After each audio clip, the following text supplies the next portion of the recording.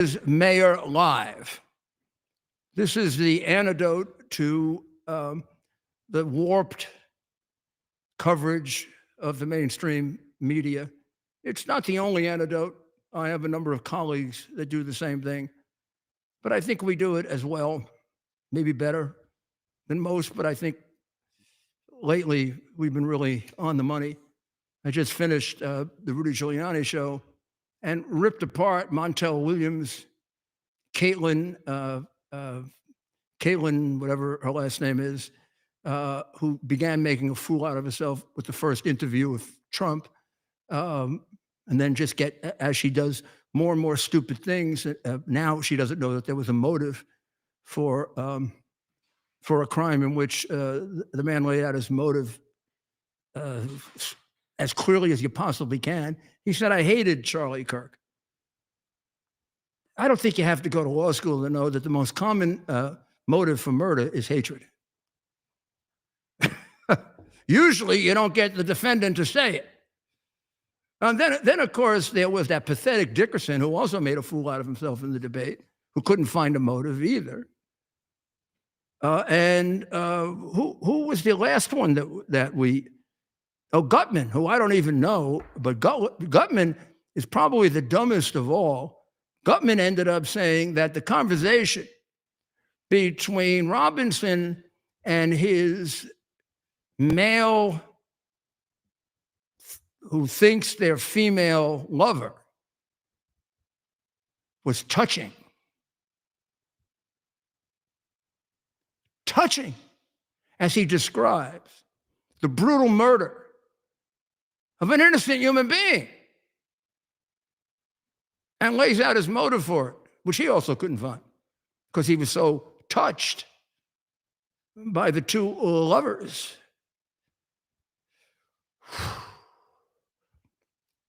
When you listen to the four of them, and we're going to play one more now, you realize why such a disturbing number of people have been cheering and celebrating the slaughter of an innocent man for merely doing what he believed was right. And you wonder, how bad has this become? When did America start applauding murder? What are we, the crowds at the gladiatorial contest in Rome? Have we progressed from that? I'll tell you what, this is what Marx wanted to take us back to. And like he has in so many other things, public education, policing, morality in general, Marx has succeeded. At least these four are witness to that, and all of these people who we've been spending, and Ted certainly has, the last couple of days tracking down and getting them fired as much as we can. And there have been others who've done more than we have, and some that have done less. But all of you get great credit. You can't be responsible for what the authorities do, but you can be responsible for calling them out. And it's about time we do that, because we got to clear them out. We got to give our kids a chance. They can't be in the hands of these, I don't know what they are, brainwashers. So let's go to one that maybe is one of the most famous. And this was kind of startling. We just heard about it about 15 minutes ago, right, Ted? That's right. So, of course, all of you know Jimmy Kimmel. I don't know what you think of him. I won't even tell you what I think of him because maybe there are children listening. I don't know. Go ahead. Here's Jimmy Kimmel last night on the death of Charlie Kirk. We hit some new lows over the weekend with the MAGA gang desperately trying to characterize this kid who murdered Charlie Kirk as anything other than one of them, and doing everything they can to score political points from it. In between the finger pointing, there was grieving. On Friday, the White House flew the flags at half-staff, which got some criticism. But on a human level, you can see how hard the president is taking this. My condolences on the loss of your friend Charlie Kirk. May I ask, sir, personally, how are you holding up over the last day and a half, sir? I think very good. And by the way, right there, you see all the trucks? They've just started construction of the new ballroom for the White House, which is something they've been trying to get, as you know, for about 150 years. And it's going to be a beauty. Yes. Okay. He's at the fourth stage of grief, construction. What a prick. Well, he could have said the same thing about me after September 11th. What did he think I was going to do? Lay down on the floor and cry like that little coward would have? I was a leader. People had to watch me. People had to follow me. I wanted to cry my eyes out, you little bum. But I put on a strong face so I could keep up the spirit of my people, so they could keep looking forward. You little jackass. Imagine making fun of the president when he lost one of his best friends, and he's trying to deal with it by trying to move the country on. What the hell is wrong with you, you little shit? I'm 81 years old. I don't know how old he is, but he's a little shit. God, I'm in a barn here. I'd love to put a little ring out here. Well, never mind. Well, if he were to agree to some sort That's of not going to do any competition, good. That's probably part of the problem. The best way to do it is just to point out how irrational he is. But he's more than irrational. The others that I played before on the other show, we'll play those again too. Were irrational. This guy's sick, mean-spirited, nasty. Now he's been thrown out, right? Yes, he has been suspended indefinitely by ABC. This following, and we know Brendan Carr, a friend of ours at the FCC. He's the chair, and he pointed out today. He actually thanked one of the large affiliates. Nexstar Media controls something like 32 ABC affiliates. They had come out first, suspending Jimmy Kimmel. No, I couldn't hear the first part of what he said. Well, that's the worst part. The second part where he's talking, we'll play it again. Well, the second part where he was making fun of Trump. Disgusting. Vile. Like you said, Mayor, you said the president, I know how deeply this has affected the president. Everybody grieves differently. And when you're a leader, you don't have the option to grieve. You can't sit there like this. You can't go put yourself like the mayor of New Orleans did during Katrina in a ship hospital for 4 days, having a nervous breakdown. It's just not acceptable. When September 11 happened, I had to have people taken out of my meeting because they couldn't handle it, because I couldn't let them affect the people that I knew were grieving. I had a special assistant, a secretary for years, who lost her husband. And I wanted her to go home, and she didn't. But I knew how delicate it was for her. So if these other people are breaking down who aren't as affected as she is, what's going to happen to her?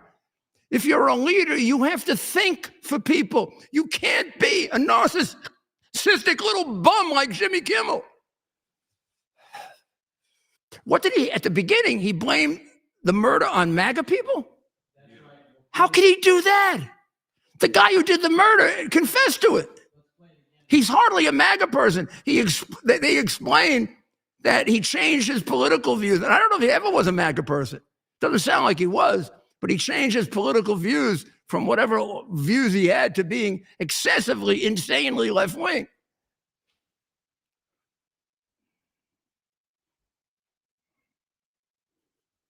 We'll play it one more time here. Well, you can read it, Ted. I mean, I just didn't get it. The MAGA gang desperately trying to characterize this kid who murdered Charlie Kirk as anything other than one of them, and doing everything they can to score political points from it. In between the... So as we're mourning, as everyone around Charlie Kirk is mourning, this guy thinks it's appropriate to get on national TV and blame Charlie's closest friends and partners in this space for his death. After, and this is why even ABC and Disney had no option but to pull the guy, after the Utah prosecutor himself gave a press conference explaining that this individual had moved to the left and was growing obsessed with trans issues and gay, pro-gay issues, and is recorded on text messages saying he couldn't take any more of what he considered hateful speech, and so he shot and killed him. We just played that on the Rudy Giuliani show, but there's a point in the transcript. There's a point in the transcript that is so obvious. It really demonstrates their poor education, ignorance, lack of discipline. There's a key part to this.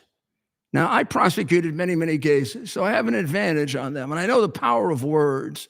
I know the power of argument in a case. I've never seen quite as good a confession as the one he made to his lover, whatever Twiggs was.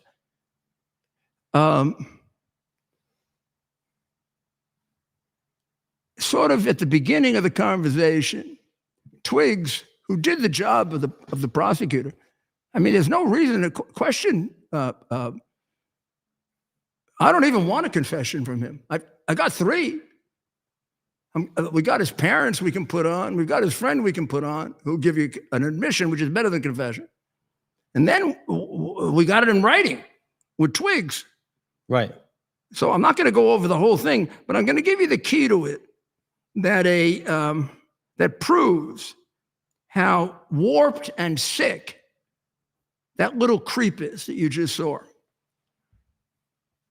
Twiggs asked him what his motivation is. Twiggs said, why? Robinson clarifies it and says, why did I do it? Now, the answer to why did I do it is the motive, correct? You with me so far? This is like a law school class.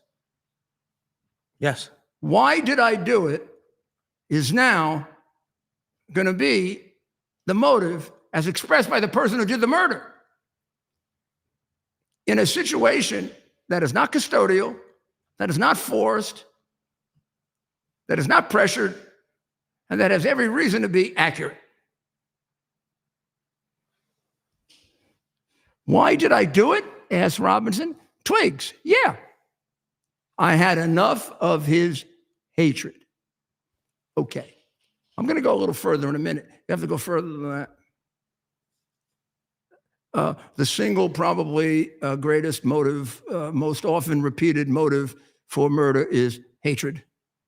He just told you his motive, hatred for Charlie Kirk. Now he's going to start describing where it came from.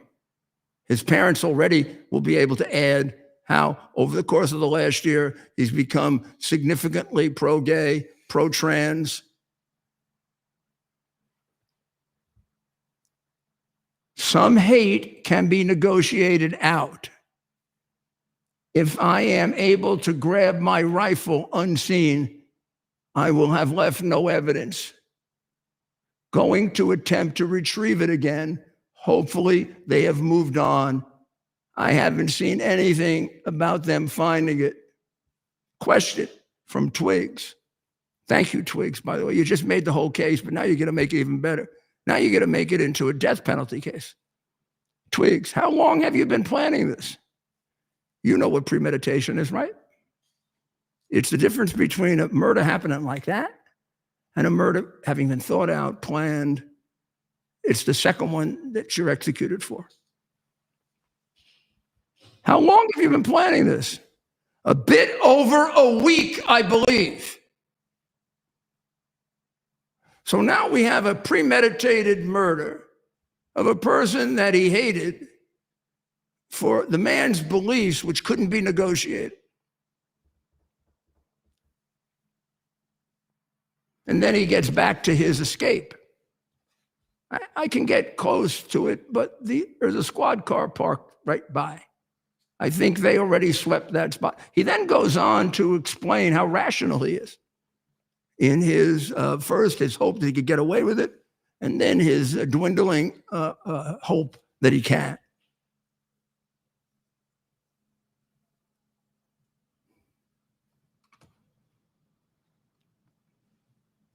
So this is the message. This is the person who did it. This is the motive by which he did it. These are ideas and thoughts that are put into him by the sick left wing, by the perverted left wing, by the trans movement, which is unnatural, against natural law, against God's law, against universal human law, until now, until the great geniuses of the beginning part of the 21st century have decided they know better than the last 3,000 years. And if we don't listen to them, they can kill us.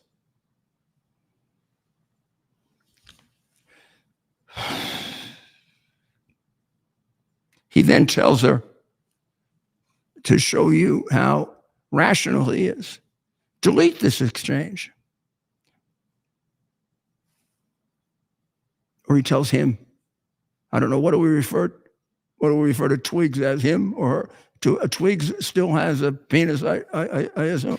The Utah prosecutor described him as a biological male. Okay, so that, I mean, unless the prosecutor in Utah is like the Supreme Court justice who doesn't know what a woman is, that would say to me, this is a man.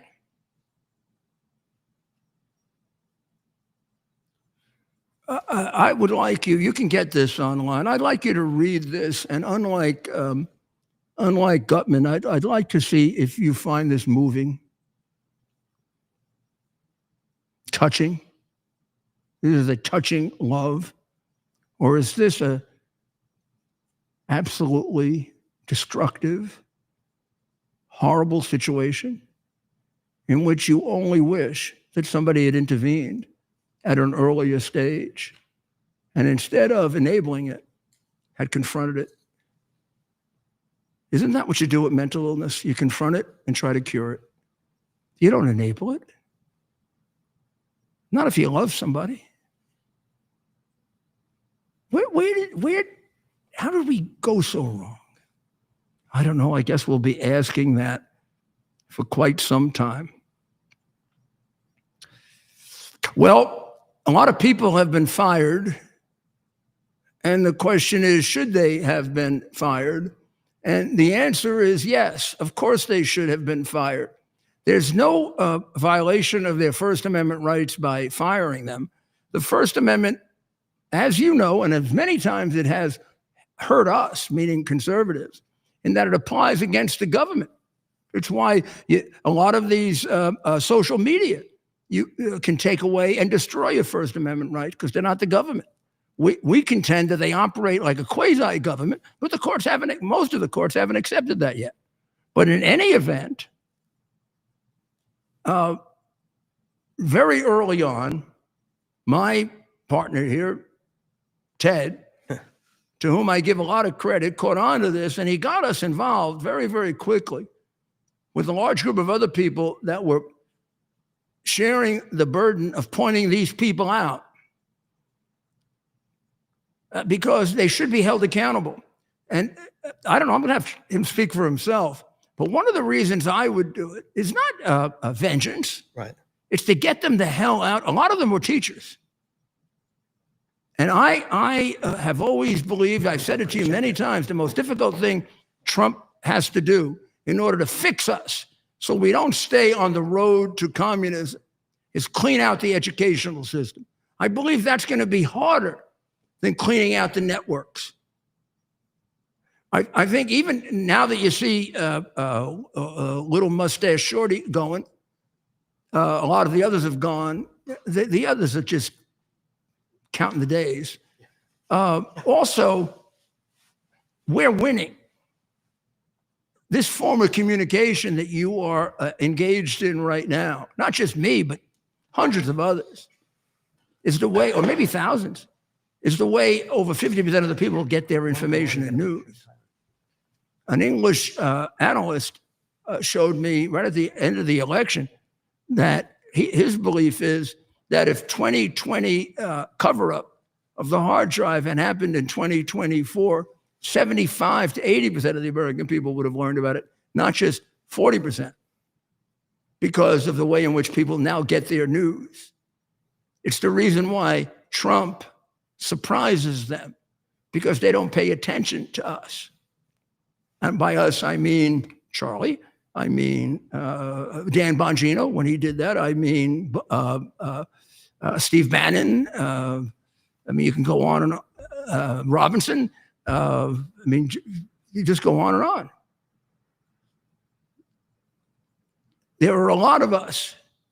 And if you add it all up, it's a lot of people that get the other side now. And since the other side is the truth, it prevails.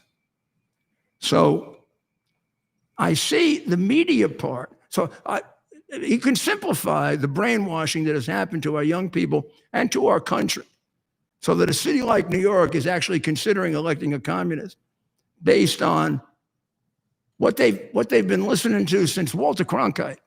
And sometime I'll tell you that Walter Cronkite wasn't exactly balanced. But what they've been listening to, and it's gotten worse since then. But even worse than that, what they've been listening to since they were little children in school, from the Communist Teachers Union and the communist professors in most of our colleges. That's the second part that I thought would be very hard to get to. And that's what we're engaged in right now. Now, some of them are nurses, some of them are executives, some of them are, but they're all influence providers. And they got to be called out. Ted? Right, Mayor. And in just 1 minute, I'll just put a bow on this. Of course, many of you have explain it. I could rest my voice a little. Yeah, we'll give you a second. And then we have a special guest. We don't want to keep her waiting. She's so busy doing the Lord's work, and who knows, she's always doing the most incredible things on behalf of the country, and that's the great Christina Bobb. So we want to get to her right away. She's waiting, and we don't want to keep Christina waiting. But to put a bow on what you said, Mayor, and by taking a lead on this, people were inspired seeing you and our team so active in trying to expose these individuals, especially individuals at the schools and in the medical profession, not because we take joy in this, right? In fact, I felt it absolutely disgusting, depressing, and abhorrent that we were spending so much time doing it. But we felt it was our duty. I mean, we'd see this online. And you were more consumed than I've seen you since the election this weekend. Yeah. I mean, we forgot some of the football. You know how much we love football, but for him to forget football is like. But it just. But I want to say this because some people were forgetting they're alive. We didn't take joy in it, right, Rob? Yeah, right. But we didn't. I just want to make this point. We're not taking joy in it. We're not taking victory laps. When it's someone like Jimmy Kimmel, sure, we're allowed to. That guy has made tens of millions of dollars through lies and ruining people's careers. So with him, you can take joy. This guy's, we're not punching down. We don't take joy in the fact that so many everyday Americans. I think it's horrible. I hope some of them repent. Right. I hope some of them, in the fullness of time, realize how they were brainwashed, like Gutman. He seems like a decent guy. Yeah, he did, Mayor. So let's put this conversation on hold. We don't want to keep Christina waiting. Well, here we're going to talk to Christina about Arctic frost. That's right. And let's put her on. We'll just talk to her about it. We'll put her and talk about it. I know we have some clips from Chuck Grassley and that. I just want to make sure we get her on. We don't want to lose her. Christina Bobb joins the show. Hey, thank you so much for having how are you? me. I am doing great. Thank you so much for having me, sir. Oh, well, this Arctic frost thing, which now I guess gets more prominence because not only, of course, were they going after the president, they're going after 94, 95 other people, including Charlie and Turning Point and me and lots of others. Can you give us a little? And there, first of all, I see right behind you, Defiant. Yes. You got to buy that book. Defiant is going to tell you the true story of Mar-a-Lago. Going to give you a lot of insight into the FBI, which you're going to need given the battle that Kash Patel, is going through and trying to change them. Yep. You got to read that if you want to really understand where the hell we are. Yep. Yeah, I mean, and President Trump did the forward for it, so thank you for mentioning it. But it goes inside the Mar-a-Lago raid. I was his representative on site during the raid, and the custodian of records for 2 months prior to the raid. I have all the discussions with the I Department remember of talking to Justice. you that day. Yep, and the FBI. Yeah, I mean, it's appalling. The story itself is absolutely appalling. I mean, they're separate issues, but it goes into the Arctic frost issue because it highlights the abuse of the justice system, of the Department of Justice, of the FBI. I certainly didn't go through the hell that you went through, but I was investigated by the Department of Justice, the FBI, the state of Arizona, the California bar. I was part of both Jack Smith investigations. I got hauled before Congress. I was sued by Dominion. I mean, I went through it at a smaller scale than you, but I went through it too. And No, you sure did. Aren't we still under indictment in Arizona? no, sir, we're not. The case is not closed, but our indictment's been thrown out. So Wow, I don't even keep up with that. Well, that's very nice. I'm glad you told me that. yeah. So we are still co-defendants. We're still defending the case, but the indictment was remanded. Where are we co-defendants? In Arizona. In Arizona, right? Yeah. So yeah, the indictment was thrown out though, but the case is still open. The judge is letting the Arizona Attorney General try to save herself. I don't know that she'll be able to do it, but she's trying. So if I go to Arizona, they're going to arrest me? I don't think so. I think you're allowed to go. Oh, good. Okay. Yeah, I think you'll be okay. So tell us about Arctic frost. What you know about it? Yeah, so actually, this has been out in the open for a while now. I'm at Judicial Watch, and we actually have 2 lawsuits filed trying to get access to a lot of these records. So I'm really grateful for Senator Grassley for putting a lot of that out into the public. We're trying to get some more ourselves. But Arctic frost was, I mean, they basically turned to the law on its head and created a list of conservatives that they wanted to target, including the Republican Attorney General's Association, Turning Point, Charlie, you, the alternate electors, all of the post 2020 people who were strongly supporting Donald Trump in that process. That's all part of Arctic frost. And rather than, I mean, you're probably one of the greatest prosecutors in our country. What they did was rather than having a crime and saying, I'm going to investigate this crime, they created a list of people and organizations that they wanted to either throw in prison or cripple, and decided to investigate them to see if they could find a crime. So it's quite literally the exact opposite of what they're designed to do. It's a terrible threat to the political process. It has a massive chilling effect. And I mean, it's come to prominence now because it goes to highlight, the horrific tragedy last week of Charlie Kirk's assassination. It goes to show just how terrible the left is. I mean, what they're doing to us, they try to bankrupt us. They tried to censor us and get us kicked off social media and just take away our platform from speaking. They tried to sue us into oblivion, defame us, and then they've tried to throw us in prison and bankrupt us through lawsuits. And then when that doesn't work, ultimately they're resorting to murder. And they tried to kill President Trump, and they did kill Charlie Kirk. And so Arctic frost really just goes to show the lengths to which the left is willing to bend the law to reach a political outcome. And the really scary part about all of this is that most of these people conducting Arctic frost were career bureaucrats within the agency that were doing this to a political end. Was it the FBI? Was it? Yeah, FBI and DOJ. I mean, ultimately they were trying to prosecute people, so it was the FBI. But we need to find out more about how involved DOJ was.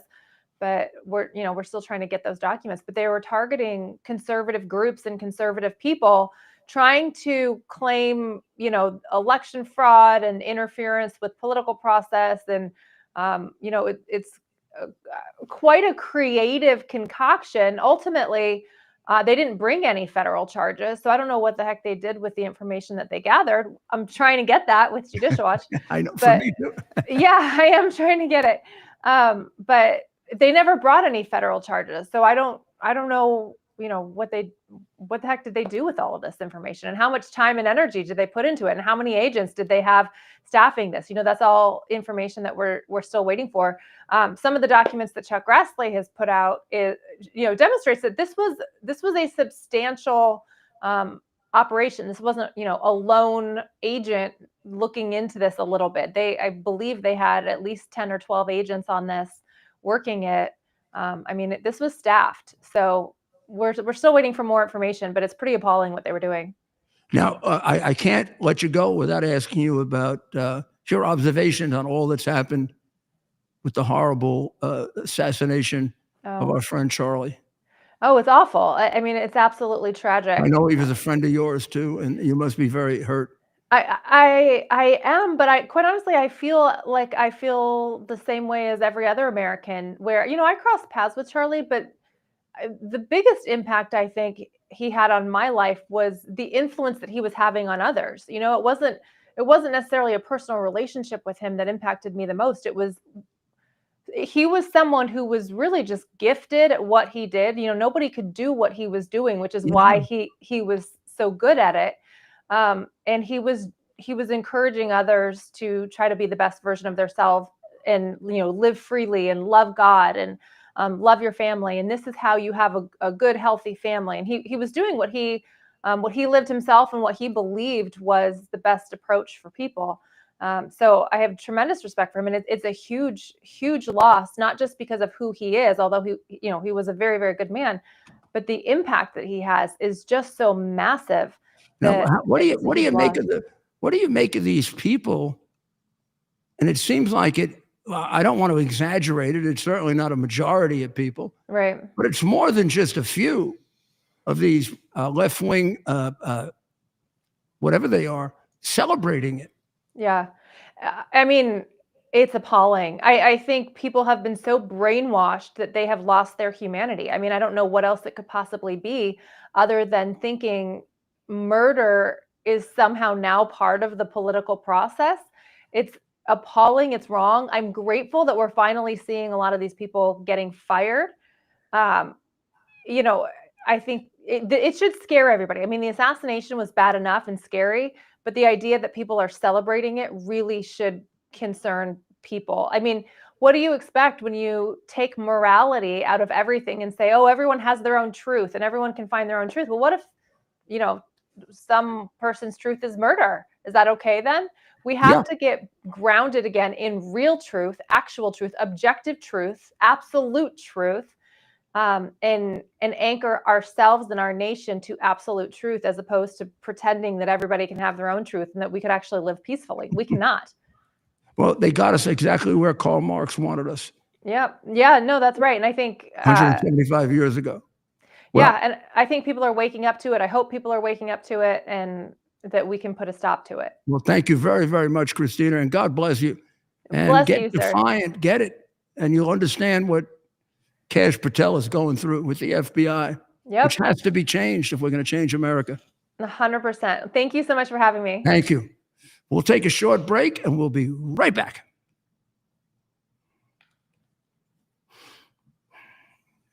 U.S. Army Major Scott Smiley paid a high price serving our nation. Scott was leading his platoon in Iraq when a blast sent shrapnel through his eyes, leaving him blind and temporarily paralyzed. Scott would become the first blind active duty military officer before medically retiring years later. Thanks to friends like you, the Tunnel to Towers Foundation gave Scott and his family a mortgage-free, specially adapted smart home. Show your support for America's heroes now.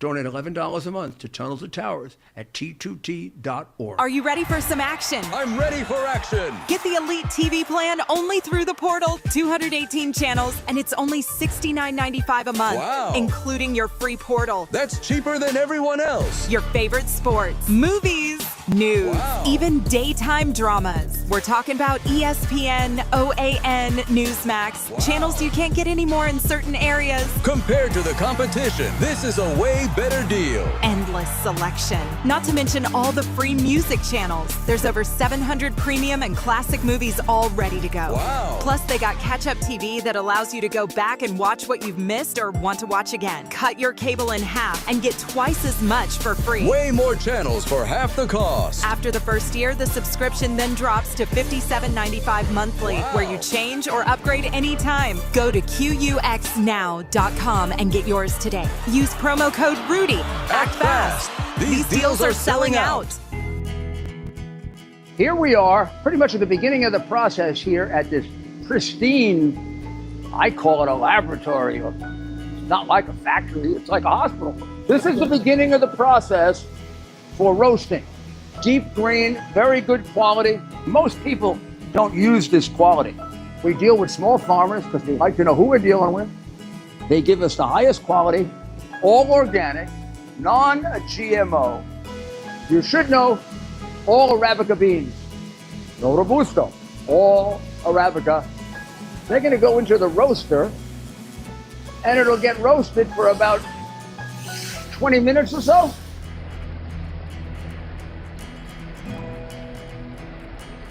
Oh my goodness, look at these. My goodness.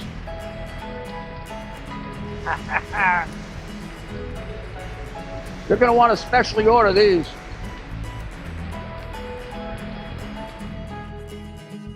This is what goes into Rudy's coffee.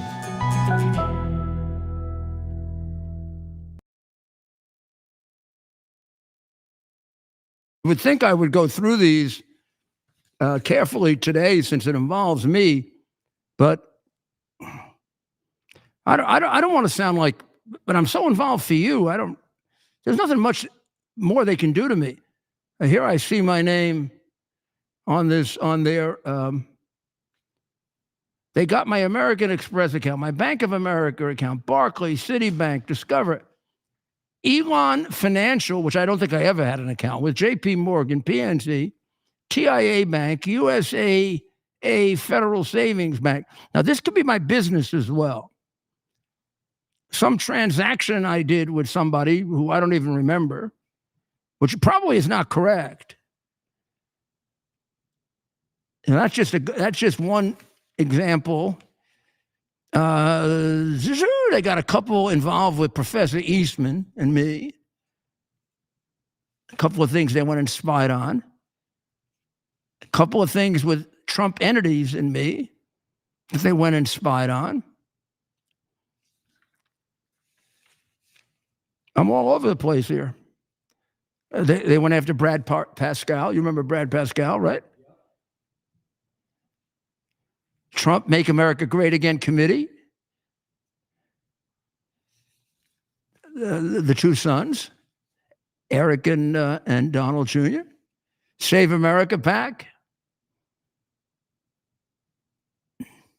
How about this? This is like the whole campaign. Clark, Stepien, Trainer, and National Public Affairs. Pascal. McEntee. McEntee was his body man. They're spying on him. I was his lawyer, and they're spying on me. Dan Scavino. He does his media for him. My Pillow.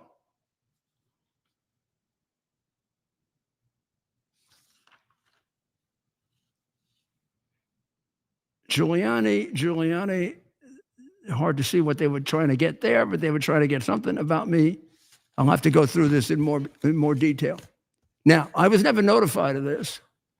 They will not give me the affidavit that supports the probable cause to do this. Christina Bobb, who I just had on, is my lawyer. And I can't even get it from the Kash Patel FBI. I want to see the affidavit that gives them the justification to invade my privacy like that. Because, and here's why, they then later got a warrant to raid my apartment and my law office. Again, with an affidavit they've never given me. 2 years later, a year and a half later, they admitted they found no crimes. This is after investigating me for 20 years. And my lawyer, Bob Costello, fought a heck of a battle with them and got them to do something unusual. But Bob is a great lawyer. And they wrote a letter to the U.S. attorney The U.S. attorney wrote a letter to the grand jury, because the grand jury wanted to know what happened to all this, saying there's no probable cause that Giuliani committed a crime, so we're dropping the investigation. Now, if there was no probable cause in 2022 or 23 when they wrote that, how was there probable cause a year before or 2 years before? What happened to it? Don't they have to explain it? Well, we thought he committed a crime, which justifies our invading his privacy and his law office, but it didn't turn out correct. So I want to sue him. And everybody else should sue them. Maybe we'll get everything out then. Well, I'm going to. I tried to get my friend on, and I will admit that he is a friend of mine and a good friend of my son's, Kash Patel, and he's a very good man. And I wanted to get him on because I wanted him to defend himself. But he did defend himself, and he's probably exhausted. The guy is carrying the weight of Job on his shoulders. He's got an agency that I don't know how. It's hard to determine the depth of corruption within the FBI when you see that and so many other things. And this is somebody that from the time he was a baby loved the FBI. One of my proudest childhood possessions was my junior FBI badge. And one of the nicest things I ever got as an adult was the Man of the Year award from the FBI. And I have that statue. I think you see it when I do my, certainly when I did my podcast in New York. I think we have it in Florida, don't we? The G-Man statue. I got that just a few years before they raided me. But in any event, I thought we would play a little bit of Kash's defense of himself. First of all, I don't know what they're attacking him for. First of all, it's to be expected that any number of FBI agents are going to make all kinds of allegations against him because he's firing them and he's holding them to account. You have to be a fool not to realize how many crimes they committed, how corrupt they became over the last 4 to 5 to 6 years. It begins with Comey fixing the Hillary Clinton case and then taking the Russian collusion, and after 3 months figuring out that it was untrue, and then carrying it on for 3 years in several different reiterations. All of that is criminal. Every agent involved in that is some kind of criminal or a Nazi prison guard. They all have got to be investigated. You don't want them around coming after you. These are the people that would take in little old ladies and put leg irons on them. They put leg irons on an old man, Navarro. Please, Pete, don't get mad at me. You are an old man, so am I. Well, look, you age is just a number. You don't have to put me in leg irons. I'm sorry. I have a feel. I'd love to find a current member of law enforcement that wouldn't be totally ashamed of themselves. We know them. They respect the hell out of you. Members of law enforcement hate me. You know how many cops I put in jail before I became crooked? Okay, U.S. attorney or mayor? 70. Yeah. We're not talking. I grew up in a family of police officers, and there is nobody that loves police officers more than I do. And they love nobody, you, the clean ones. Not a single person in this world loves police officers more than I do, and not a single person in this world despises crooked police officers more than I do, because I know what they do to decent police officers. Okay. Right, and that's why they love you and respect you. That's a simplistic philosophy, very similar to Charlie Kirk saying, "There's a man and there's a woman." Now, you want to confuse me about something? You're not confusing me about that. Maybe I can't be on a Supreme Court because I know the definition of man and woman. But I'm not changing it. If you like to chop my head off, I'm not changing.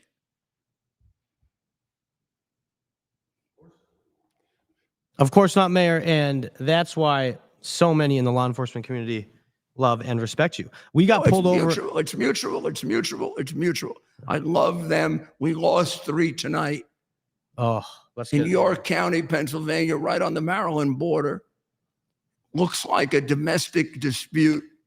It takes me back to I don't know when 7 years old, 8 years old, 9 years old, hearing my uncle say, and I don't even think I knew what it was. The most frightening thing, I always thought it was dealing with the gangsters or dealing with the murderers, or is a domestic, when you have to come in on a domestic dispute. It always turns on you, no matter what you do. Well, I don't know what happened in this domestic dispute. All I know is 3 state troopers are dead. That's a lot. That's a lot for one incident. 3 police officers dead. And every time I see this, every time I watch, Governor Shapiro is a Democrat, but my heart goes out to him. And I should even say that. He's a Democrat in my heart. He's a human being, and my heart goes out to him. I feel bad that I said that, but it's just the way we've been brainwashed. It was so nice that he went to visit the families. Josh, God bless you. I used to go visit the families with Father Judge. I used to be afraid originally to do it, and he taught me how to do it. Actually, it was firefighters first, and then police officers. It's really hard to explain to them why their loved one is dead.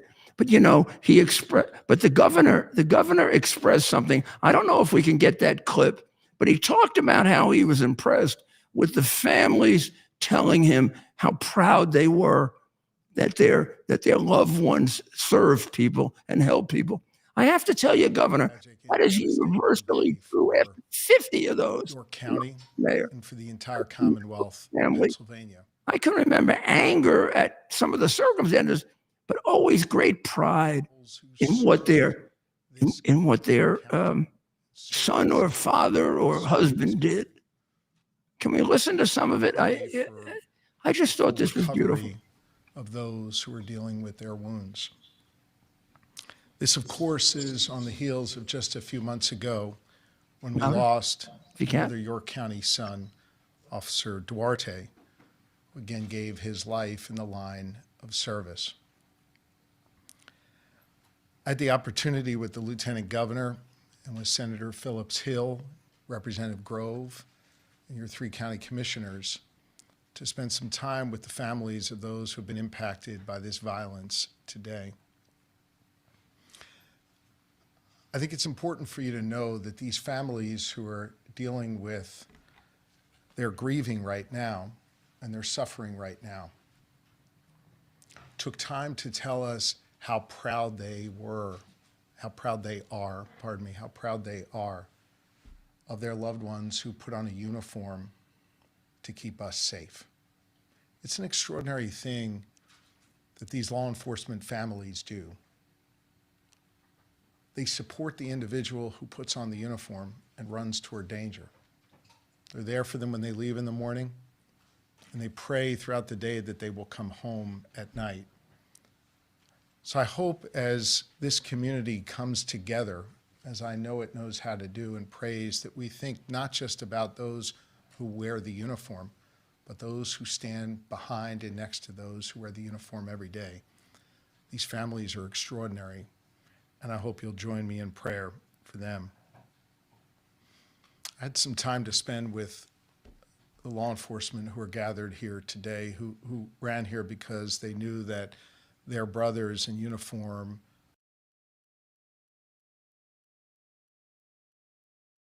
and I'm going to thank them, because there are a couple of things about that really moved me. First of all, it's the emphasis on how proud the families were in a state of traumatic shock at the loss of their loved one, at their heroism, but more importantly than that, of their love. Police officers give their lives most often in situations like that because of the teaching of Jesus Christ. No man has greater love than to sacrifice his life for his brother, or greater courage than to do that. Every time they put on the uniform, they take that risk. Every time they put on the uniform, their wives and their children, as they get older, know they're taking that risk, and they do it. Because if they didn't do it, we'd be much worse off than we are. We'd be a savage jungle if we let these people go free who do this and who so many people seem to support. So I am very, very moved by, first of all, the sensitivity of the governor to go to the families first. That's a human being who does that. Maybe he's a Democrat. Maybe he's too, I don't know if he's too liberal or he's not. I don't really know that much about his political philosophy. I just know that that's a human being. A lot of people in politics on their side, even on our side, aren't human beings. Number two,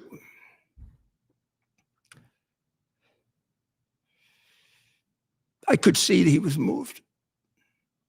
And unless he's an actor, I don't think he is. He really shook him up. Losing a police officer, I don't know if I can explain. It's one of those things where maybe you have to have been responsible for them as a mayor, a governor, a police chief, or the way the president is for our soldiers, the way presidents will tell you every time they have to write that letter. I mean, Trump tries to hide his emotions and control them as much as possible. Trump falls apart every time he has to write one of those letters. Inside, he doesn't show it. I didn't show it. But I went home at night and I couldn't go to sleep. I would talk to Father Judge about it all the time. I'm just very moved by that. I really want to talk to him. I think that's the kind of thing that indicates, there's somebody maybe we can work with, huh? They got a pretty good thing going with the two senators, Ted. Those guys are one hell of an example. I saw them being interviewed today. McCormick and Fetterman? Wow. Wow. That's like, We like that. We've been coming around to Fetterman. Like, Trump and the speaker. I'm not Trump, Reagan and Speaker O'Neill. Tip O'Neill. I've heard all about that. I wasn't around Peter for Vallone. it. Yeah, that's a better My one. pal, Peter Vallone. Love Peter. Well, we'll see if this, we'll see. We have to do that again. You know, it always amazed me, and we've gone so far from this. Think about this for a minute. I'm a Republican. They're Democrats, right? We're in the same business. We're in the business, if we're in it for the right reasons, to produce good results for the people. Their view of what are good results and my view of what are good results can differ. So let's figure out how we can come together and get something done for the people. And then after we've done that, let's figure out what we disagree with. Let's see if we can resolve it. If we can't, we can't. But let's not let that become the focus of what we're doing. I began my relationship with Peter Vallone on the City Council of New York in 1994, when the city had something approaching 2,000 murders. Now, this year, it's going to have about 300 or 400. I left it with 600, started with 2,000, just as an example. Auto theft, I brought down by 90%. That was my best number. I changed welfare in New York City to workfare and moved 500,000 people off the welfare rolls. Actually, more than 500,000. I got jobs for 500,000. I did things that I never thought I could do. Couldn't have done it without Peter. Sorry, Republicans. I couldn't have done it without a Democrat speaker who was willing to negotiate. And there are things I had to agree to that I completely disagreed with, but I tried to weigh them. If I let them have this program that I don't agree with, do I get a tax reduction that I know will spur industry and jobs? That's a hypothetical example. But we could have conversations like this.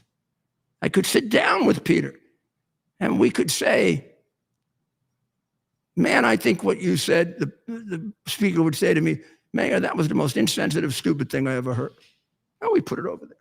I'd say, Peter, I think your people are unbelievable. The way they treat my police commissioner with disrespect, the way they are encouraging, attacking the police. And he said, yeah, I agree with you, but I can't control them all. We put it over there. And then I said, but we actually do agree that we got to reduce the hotel occupancy tax because nobody's coming to New York anymore. He said, we do. But I got a bunch of nuts that may not agree with that. How do we do that? So we'd sit down and we'd set up a program. And I get a call and he'd say, Councilman so-and-so wants a parking space closer to City Hall. If I can deliver that for him, I think I can get your vote on the tax reduction. Or Councilman so-and-so just lost his father. I think if you went to the wake, Mayor, who knows? You know, that guy endorsed me for mayor when I ran for re-election. But it's a human process, this politics. It's not constant warfare. It's negotiation. We're in the same business. There's Peter. There he is. I mean, there are a lot of Republicans that weren't anywhere near as close to as I was to that man. He also was better than I was. He went to church every day. And he told me, Peter, don't get mad at me that his wife voted for me. Maybe he secretly voted for you.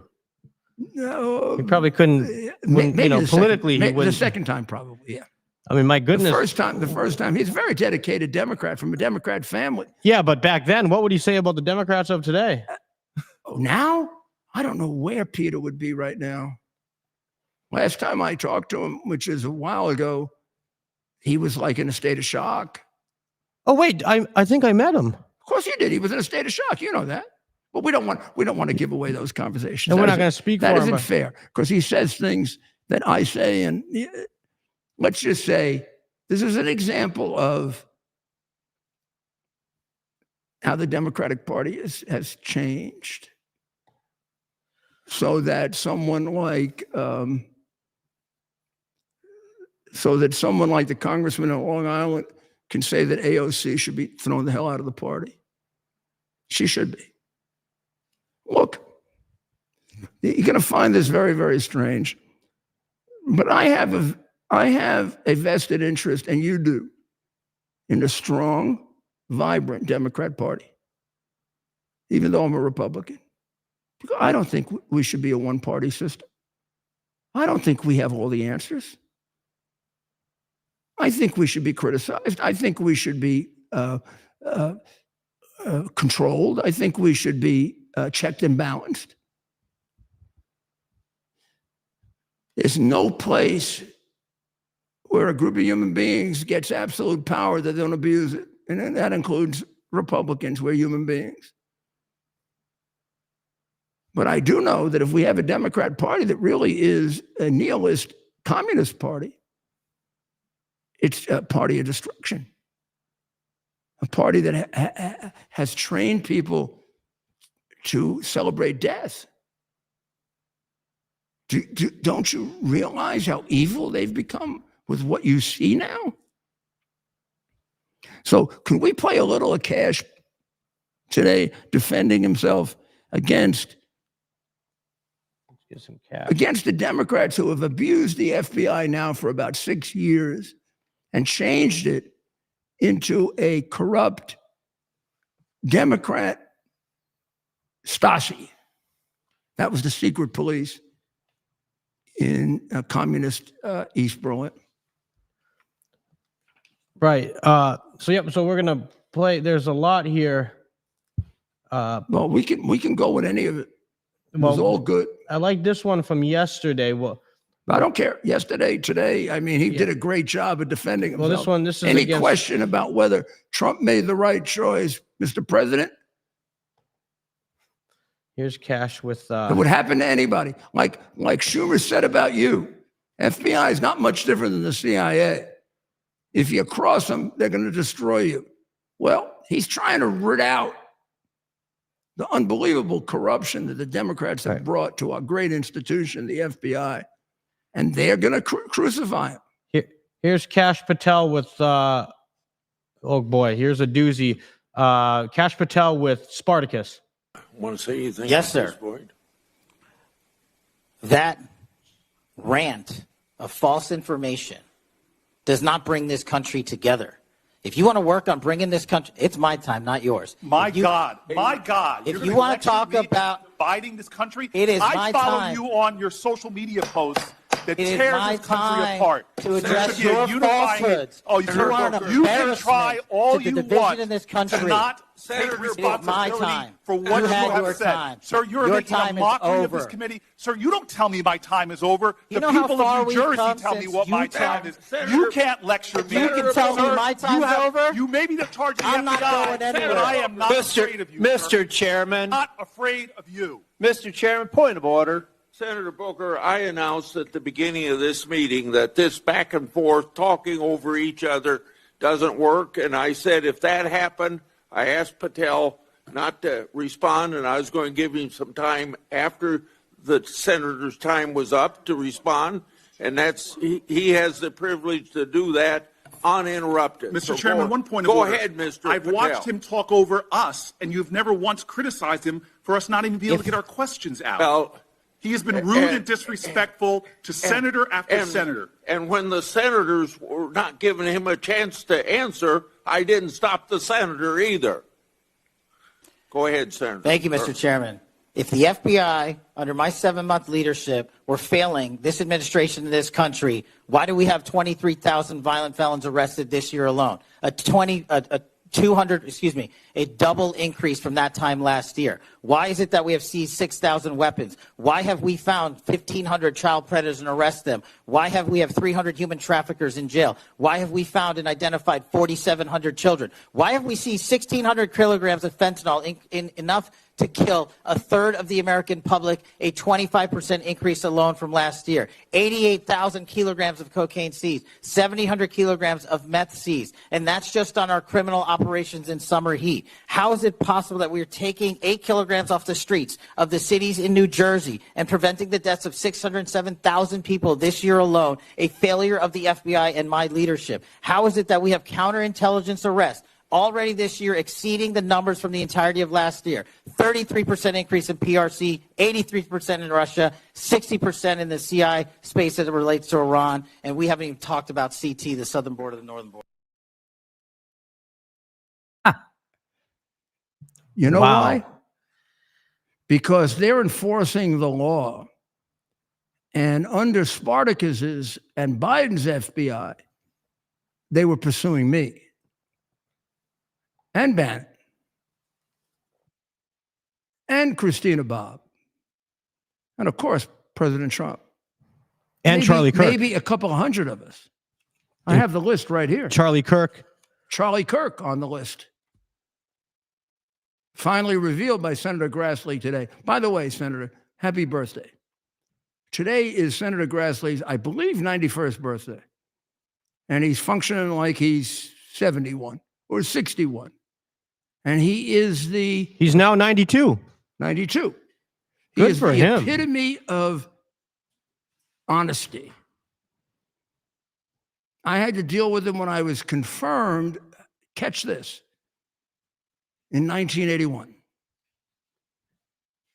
Wow, he was in the Senate? Yep. From then on, I have found him to be sometimes a difficult guy.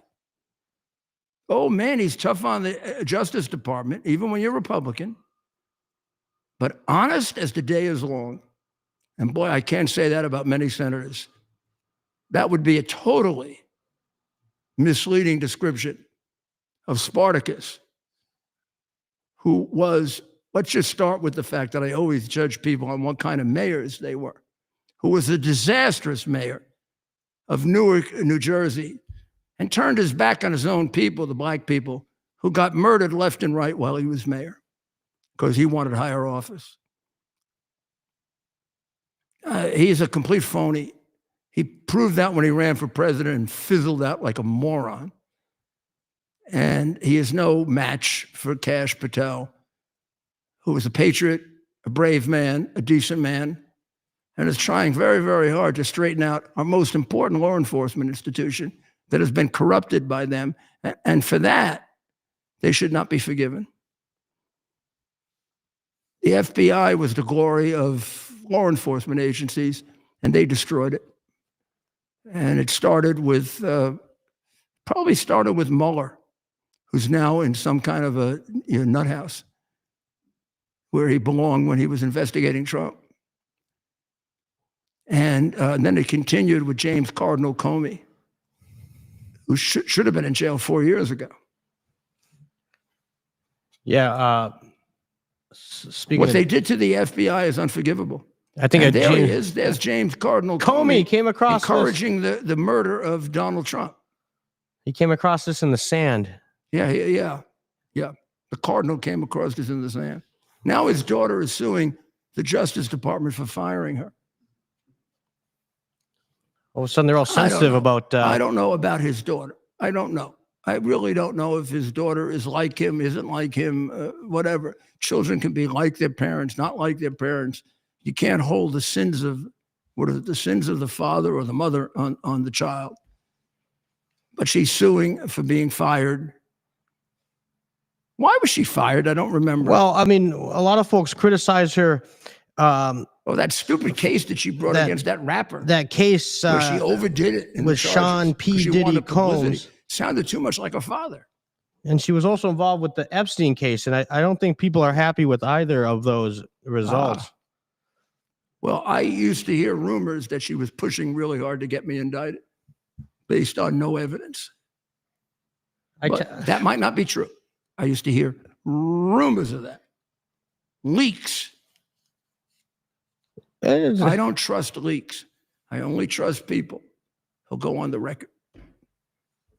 When they come to me as leakers, my job as a prosecutor or an investigator is to get them to come forward and put their name behind it.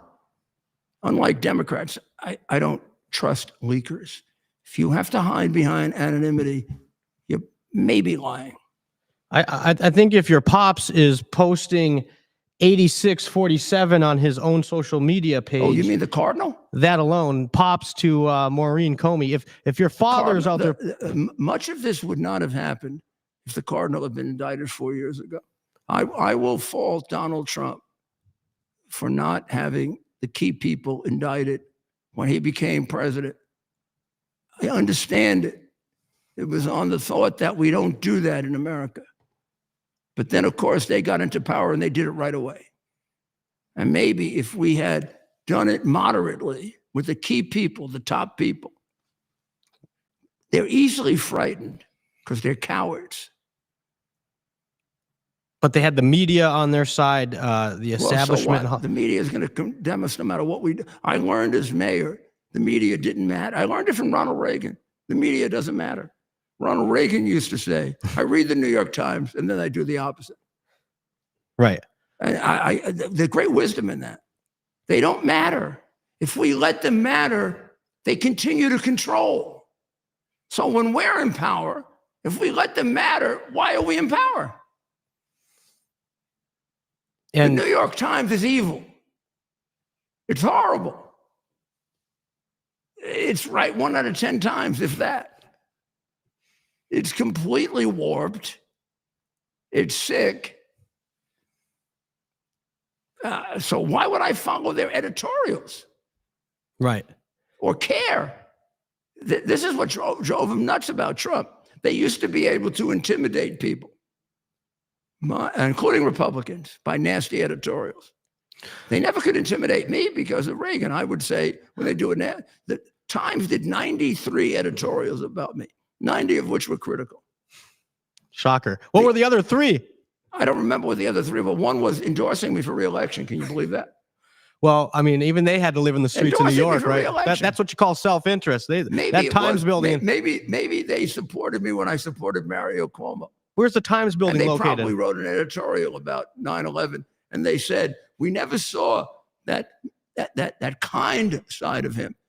And Father Judge used to say to me way back then, I wish they would know all the times you were with me when the firefighter was dying or the police officer was dying or the lady who you helped not commit suicide. Or I said, Father, you know, it's like George Steinbrenner. I used to mention Trump too. And Trump, I have this belief that you can't, I don't know, my religious thinking was that if you take credit for the good things you do on earth, you don't get credit in heaven. Do you know that George Steinbrenner and Donald Trump believe that? They would never let me say how much money they contributed when police officers or firefighters died. It's part of the reason why they attacked him over 9/11, because there wasn't a great deal of publicity about how much he helped us on 9/11. I tried to get it out. Then I eventually did. And you hear countless stories, of course, Mayor, of the president and his generosity through the years, as well as your friend George Steinbrenner. Mayor, my question to you is the tide turning? The recent decisions regarding Stephen Colbert and Paramount Well, tell CBS. us what happened with Stephen Colbert. I'm not sure the people here know that.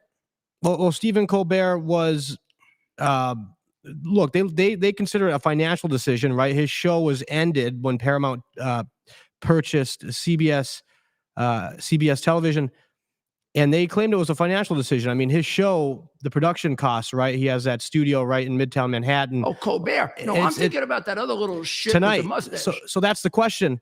Now we see ABC. Well, Disney. What's that Disney little shit owns with the mustache. Jimmy Kimmel. Do you think he cleans that mustache or has a lot of crap in it? Well, are we talking Jimmy Kimmel? Yeah. I think they like must spend hours on him getting him ready.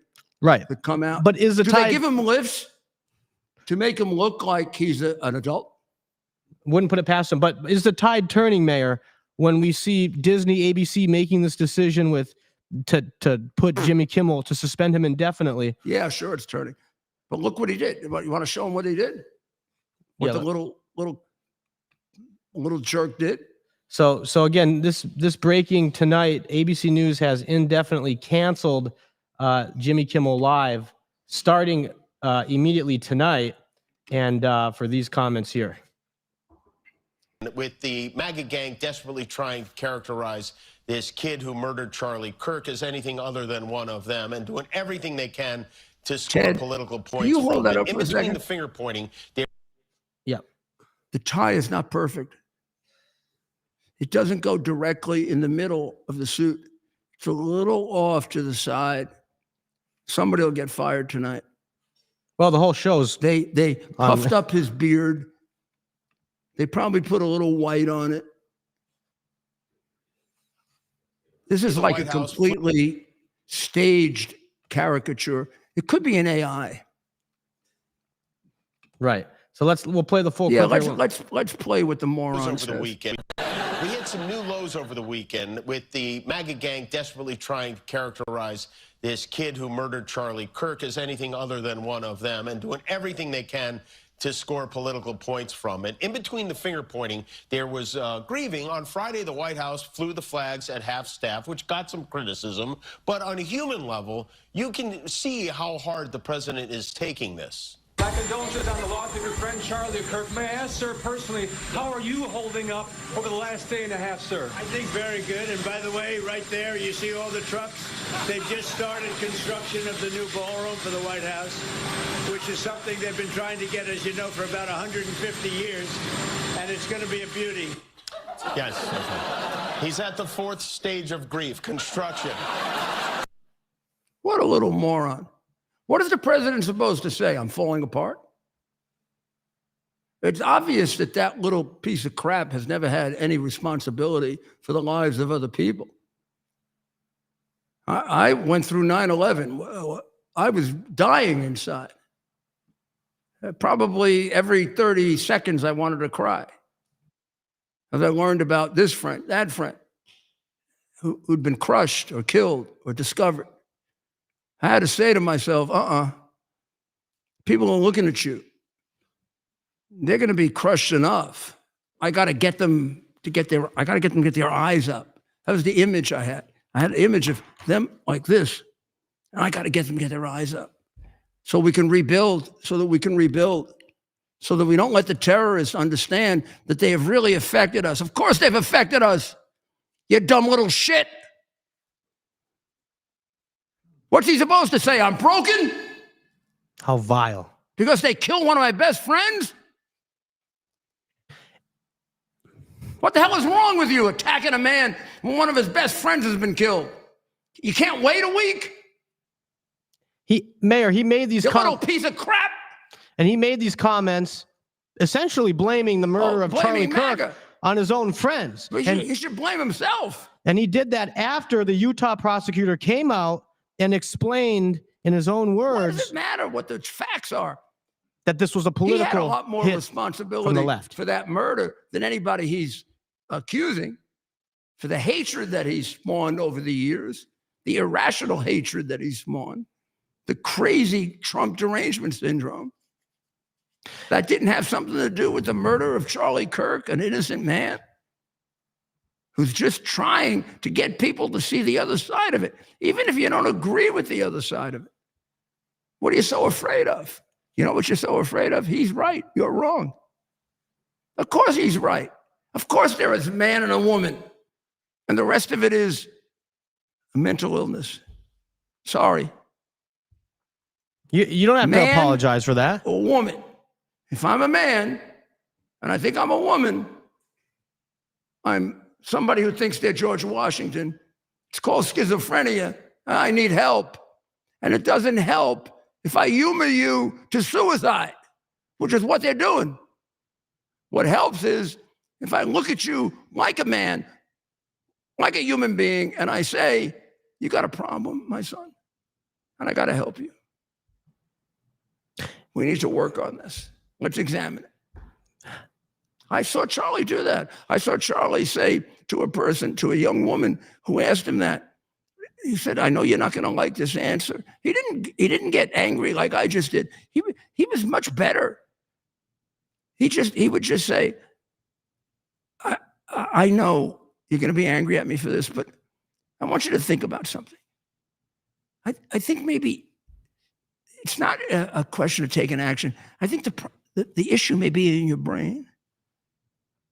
Maybe you got to think about just why you're a woman and you think you want to be a man.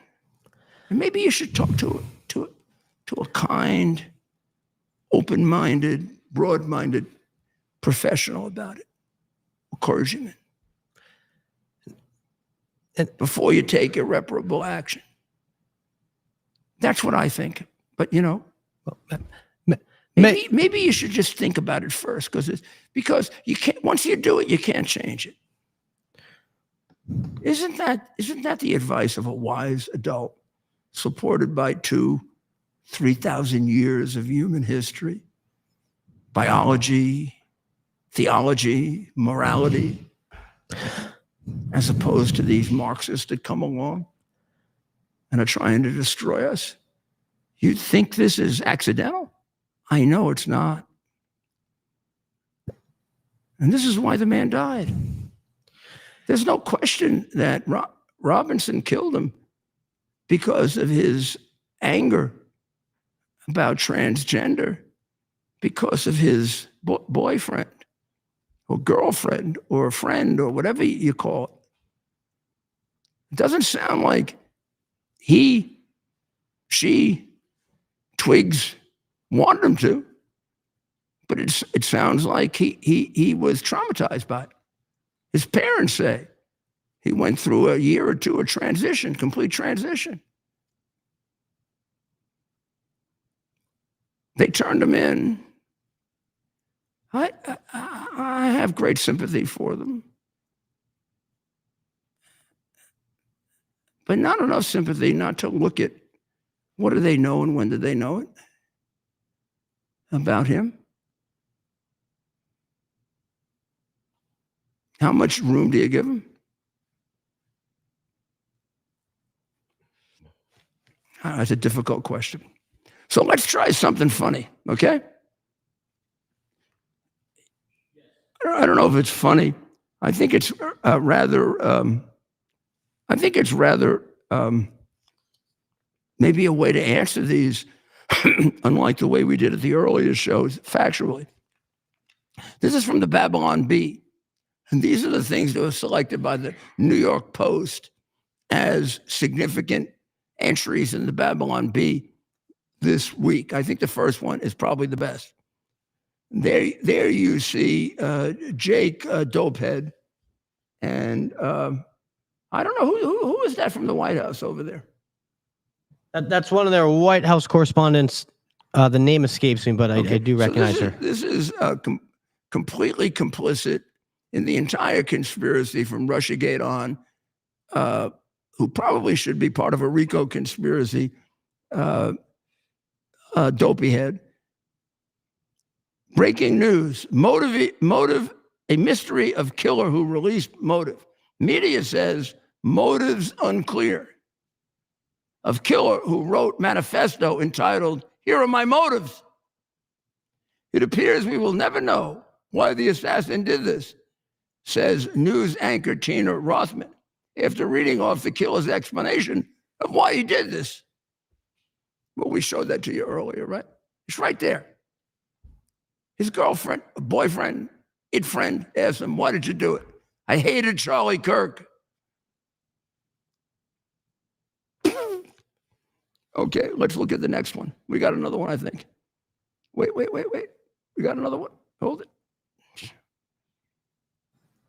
And while we find that, of course, we've seen numerous news outlets from CBS to CNN, CNN's Caitlin Collins, John Dickerson on CBS, saying basically the same thing after the prosecutor had come out. For example, while you look for that, Mayor, we'll play John Dickerson. Here's a doozy from Let's CBS. play John Dickerson. His motive remains elusive. No writings left behind, vague secondhand testimony. 5 days after Charlie Kirk's murder, the shooter's motive remains elusive. No writings left behind, vague secondhand testimony. That uncertainty and the risk of drawing sweeping conclusions suggests the murder may share similarities with recent violence not driven by an obvious political ideology. So, what they're doing here, they refuse to accept the facts on this, right? And they want to continue to make this an issue of both sides. How many irresponsible people these last few days have we seen come out and, one, defend people making vile comments as somehow being protected in their employment by the First Amendment? Clearly, they lack an understanding of the First Amendment and what it protects you from. But then these Democrat politicians that are coming out and equating this, for example, to the unfortunate shootings in Minnesota where 2 Democrat state lawmakers were gunned down. Not one conservative, not one person of any prominence, right, did we see come out and say anything other than condemn the violence. There was no, well, they shouldn't have been shot, but they were, pro-abortion. There was none of that. There was none of that. And we see the death of Charlie Kirk, and it's vile. Not just. Well, I think that's a very important point that no one's really made. They say, every time they answer this, the first thing they do is they point out what they regard as the right-wing shootings that have occurred, which are not of the same magnitude at all and not as nearly as frequent. But okay, they point them out. Like the Minnesota, I don't even know if that was a right-wing shooting. The Minnesota thing, the thing in Buffalo, that really is a result of Hochul's terrible enforcement of the gun laws. But in any event, did you ever see a single Republican, right-winger, proud boy, not so proud boy, celebrate? Did you ever see them celebrate the death of some left-wing person ever?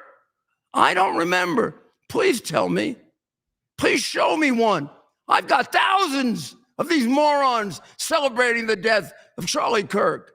Not one over the years celebrating the death of some left-winger. Now, how do you compare the two? How do you compare? It's like they do with January 6th. One January 6th, 220 riots, burning building down and killing people. And we didn't celebrate January 6th. I never celebrated January 6th. I pointed out how distorted it is, how orchestrated it was. I knew it from day one because I knew Antifa orchestrated it, but I didn't celebrate it. We were on the phone. It was a private conversation. When they had that phony funeral of the police officer who died of natural causes, I didn't go make fun of him. Of course not. No, neither did President Trump, neither did Charlie Kirk, neither did anyone else. But they do. And it's different. The evil has taken control of a big part of that party, and it has to be rooted out like cancer. Sorry. You have nothing to apologize for, Mayor. I'm not apologizing. We were on the phone. We're not going to name the individual, but a top member of the University of Board of Regents for the University of Michigan, after they saw our criticism of their statement when they were refusing to take action against faculty members who were celebrating jerky answer you could possibly give and justifying the act of murder as somehow an acceptable response to speech you disagree with. And in that phone call, it was all about whataboutism, right? It was all about, well, yes, just like we condemn January 6th, as if January 6th is somehow comparable to the murder of an individual who was literally inviting and encouraging open, vigorous debate on a college campus. When they conducted the state funeral of the police officer that they falsely claimed was killed on January 6th, who their own coroner said died of natural causes the next day,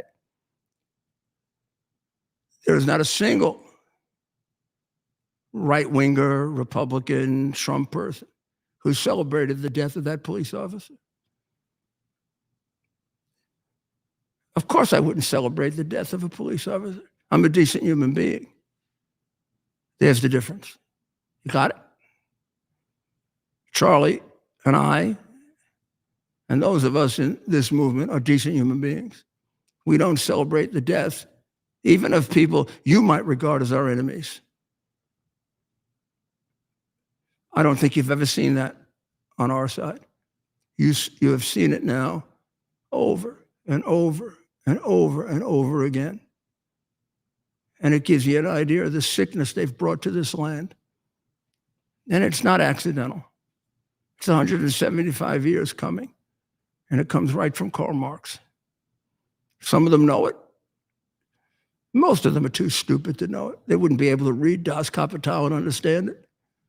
You think Caitlin Yo-Yo could understand Das Kapital? I don't think so.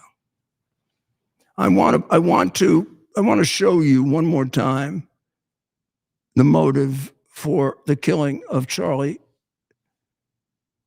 It's not ambiguous. It's not, there's no motive like these lying left-wing scum said. The motive is clear as I've ever seen in all my years as a prosecutor. Twiggs is his. Twiggs is the roommate. Twiggs is the man who he is in love with, who wants to be a woman, and with whom he engages in these fantasies like furry people and all sorts of other, I'm sorry, perversions. It's sick. They're sick. That's not an accusation. That's a cry for help. That nobody noticed it is a question that even of this family that turned him in should be asked. You didn't realize the depth of this man's sickness? This is significant mental illness we're listening to right here. So let's go through this. His words, not somebody leaking or making it up like the left wing does all the time. Twiggs, you weren't the one who did it, right? Robinson, I'm sorry. Twiggs, I thought they caught the person. Robinson. No. They grabbed some crazy old dude, then interrogated someone in similar clothing. I had planned to grab my rifle from my drop point shortly after, but most of that side of town got locked down. It's quiet. It's quiet, almost enough to get out, but there's one vehicle lingering. He wants to talk about his escape. She wants to talk about what he did, or he wants to talk about what she did. Please. Twigs, the he/she, says, why? Robinson clarifies it now in a way that any prosecutor would just absolutely love. Why did I do it? Right here, you hold your breath. He's now going to tell you the motive. When they all tell you they don't know the motive, they never read this. He's going to now tell you the motive. You're now going to find out the reason why he did the killing in a way that rarely is this clear. Twiggs says, yeah. Robinson, why did I do it? Twiggs, yeah. Robinson, here's the motive. I had enough of his hatred. You don't need more than that. He killed him because he hated him.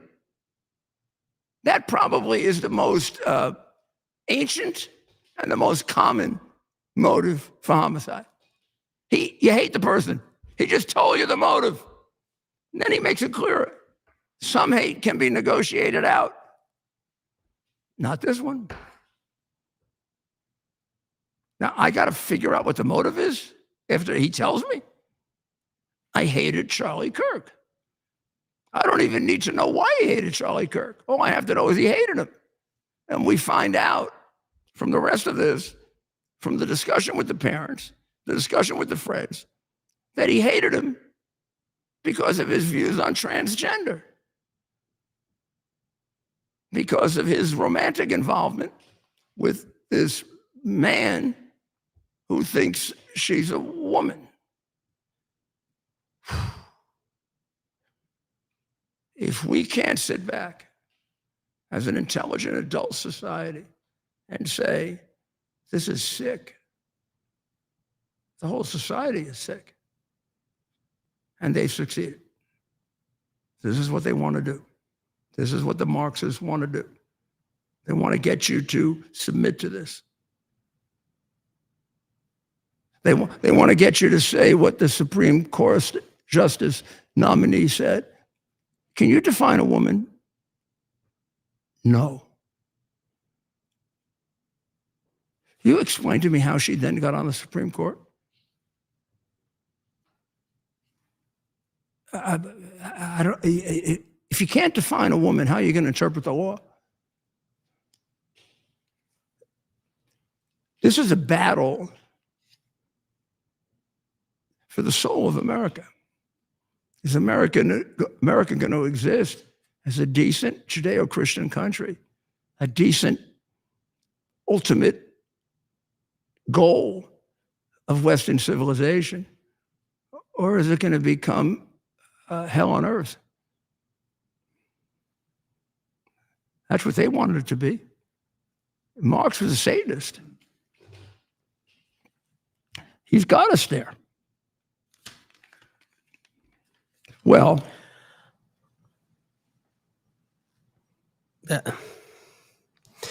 Mayor, do certain members of the Democrat Party have to own up for some of this as well? The way that they paint anyone who talks about men being men, women being women in a common sense fashion, they paint them as somehow the mortal enemy to the LGBT community, right? We're not even able to say what's been an objective truth for thousands of years. A man is a man and a woman is a woman.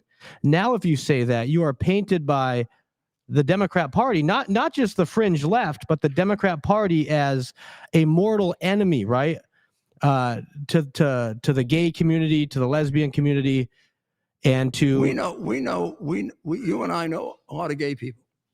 And I've been associated with the log cabin Republicans from 1988. That's a long time. It's way before any Republican had the guts to be associated with them.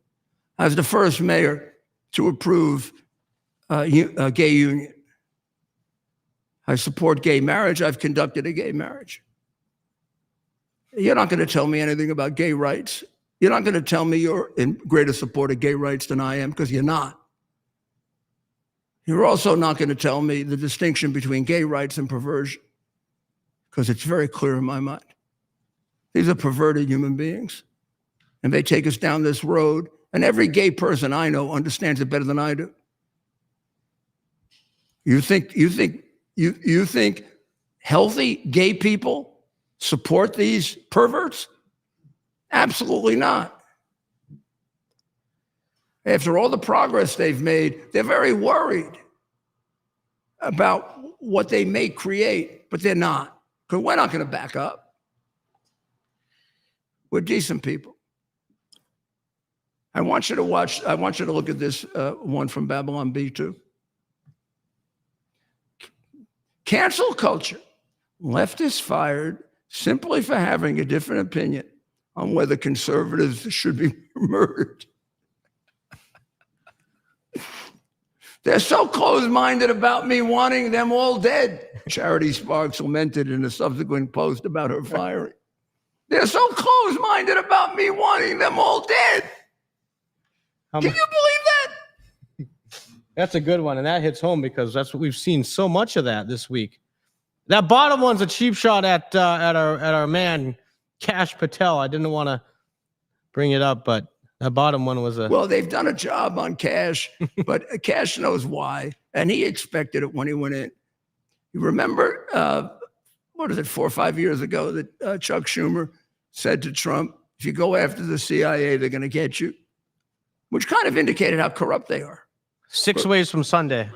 I'll never forget 6 that ways one. from Sunday. Chuck Schumer, that was a threat. The FBI is going after Kash 6 ways from Sunday. If you have any doubt that the FBI over the last 5-6 years has been corrupt, then you're living somewhere else. And no hope for you. Not all of the FBI, but a lot more than just a few. You put Navarro in leg irons, what the hell's wrong with you? You show up dressed up as Nazis to arrest Roger Stone, what the hell is wrong with you? You come and raid my apartment and my law office, and then a year later you say there's no evidence that I committed a crime, what the hell is wrong with you? You raid Mar-a-Lago when all you had to do is issue a subpoena, and you don't raid Biden, who actually clearly violated the law by taking classified material. He was a senator and vice president. He had no right to take that material. The guy who was president had every right to take it. But you raid that guy, but you don't raid Biden. You constantly get Hunter Biden out of serious criminal trouble to such an extent that the gun dealer refuses to give you the records because you're crooked. Kash Patel's trying to straighten you out, and you're attacking the hell out of him. You don't think I expected it? You don't think he expects it? Meaning the president. And you don't think we back him? Go screw yourself. What? Go ahead. Just go crazy, because we support him. He's doing exactly what he should do. He's rooting out you people who have destroyed the reputation of the greatest law enforcement agency, except for the NYPD. Well, that's right, Mayor. The what do they call it? The world's finest? New York City's finest? Sorry. I work with both. As a federal prosecutor, as a mayor. I put together task forces of the two. I got them to work together better than anybody ever did. The greatest law enforcement agency in the world is the New York City Police Department. Bar none. What do they say on the side of the cars? Is that New York City's finest or the world's finest? It's not even close. They got to update that. It's not even. Now, there are certain things the FBI can do. If we're talking about international crime and financial crime, NYPD can't do. And shout out to... and they are the best at that. And they used to be. They're not now. They got to be rebuilt. They used to be. Shout out to Commissioner Tisch. You've had some nice things to say about the new commissioner of the NYPD. Well, she's doing a great job. Jessica Tisch.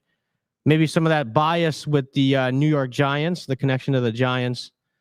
You're a It has Giants to have fan. something Yeah. to do with it. Yeah. Well, Mayor, look, we could keep The going. symbol. Oh.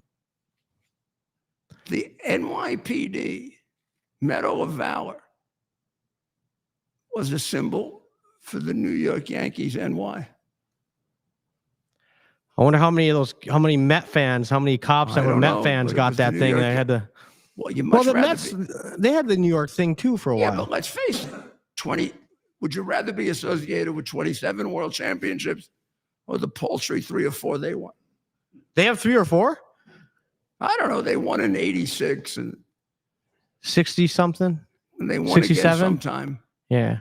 69 Mets. I Or get them mixed up 69, with yeah, the twice. Jets. They won twice.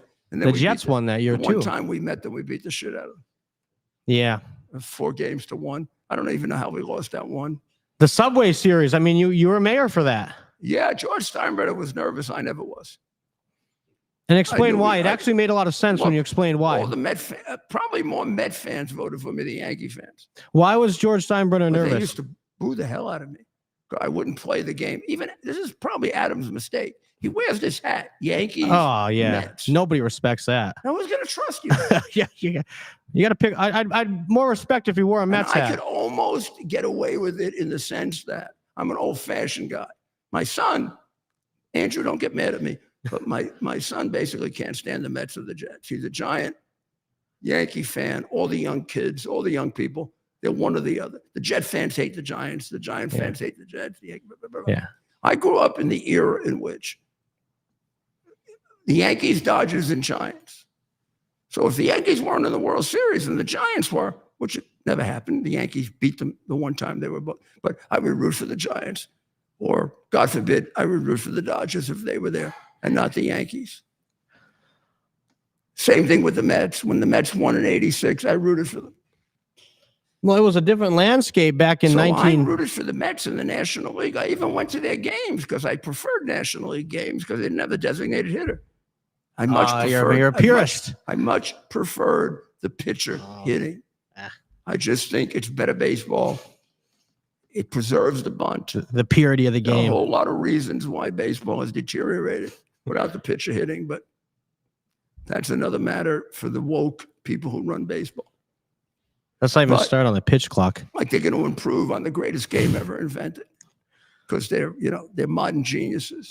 It's like they're all Ivy League jackasses anyway. We know the Ivy League. Everybody who sent their kid to an Ivy League school, including me, should get their money back for the last 40 years because it was a Marxist brainwashing society, not an education. What, was Babe Ruth an Ivy Leaguer? No. Did Lou Gehrig go to Harvard? Went to Columbia. Oh, well, that was a bad example then. That is, in fact, an Ivy League school. Don't know if he graduated. But Lou Gehrig was a special man. Lou Gehrig was like maybe the only saint who ever played baseball. Lou Gehrig, yeah. It's a damn shame how that ended. Here he is dying. He gets up and he says, "I'm the luckiest man that." Very famous speech, famous words. You know, if you look at the statistics, they're so close to Ruth. If there hadn't been a Babe Ruth, he would have been the greatest player. Oh, Lou Gehrig. Yeah. Here's Lou Gehrig right here.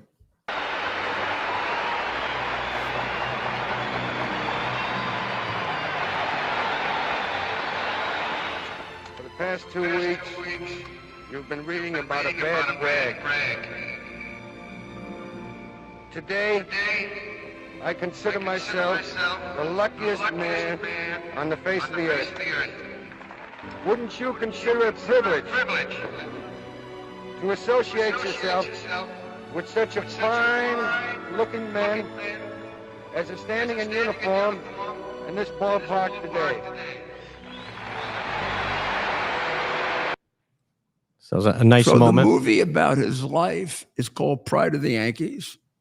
And the person who played his part was Gary Cooper, and he played it perfectly. It has to be, I think, the best baseball movie ever made. And so do the critics.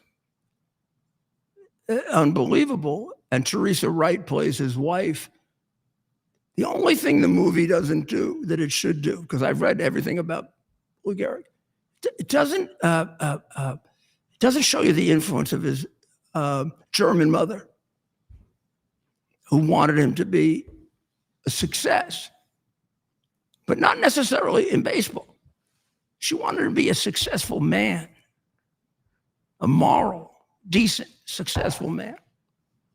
Mom did that.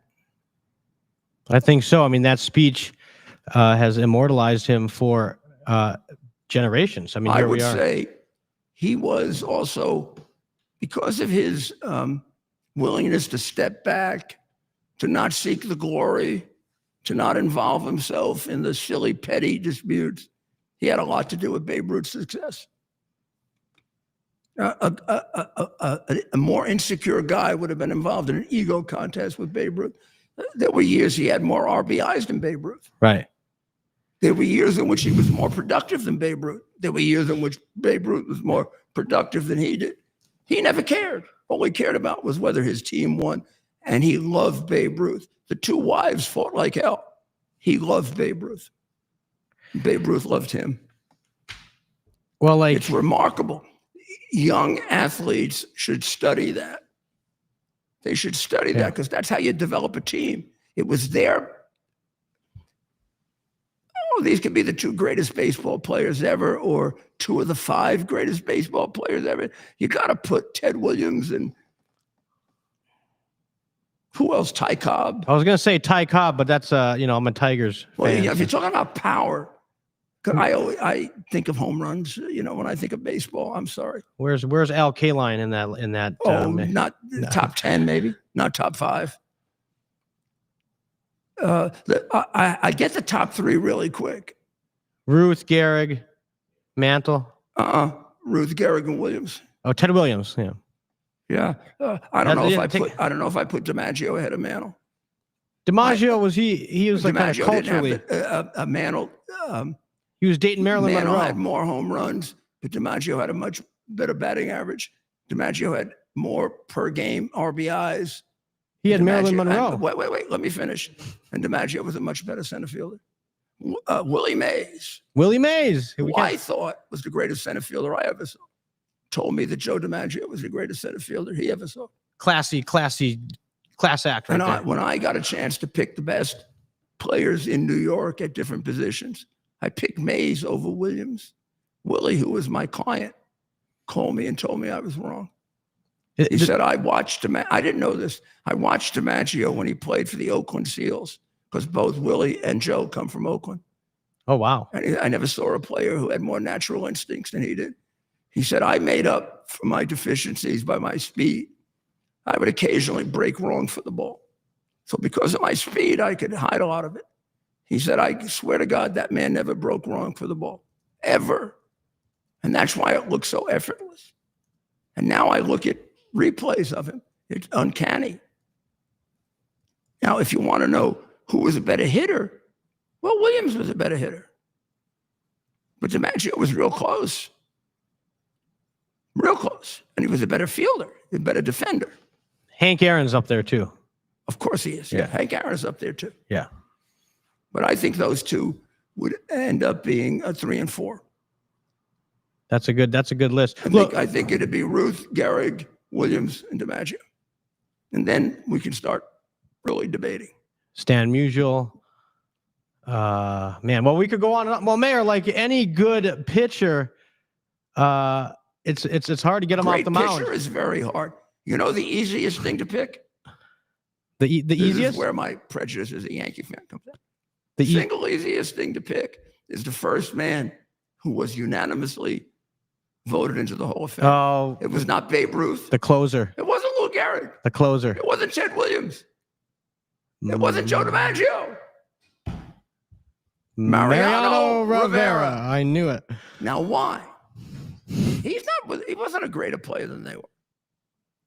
But he was greater at his position than anybody who ever played baseball by a mile.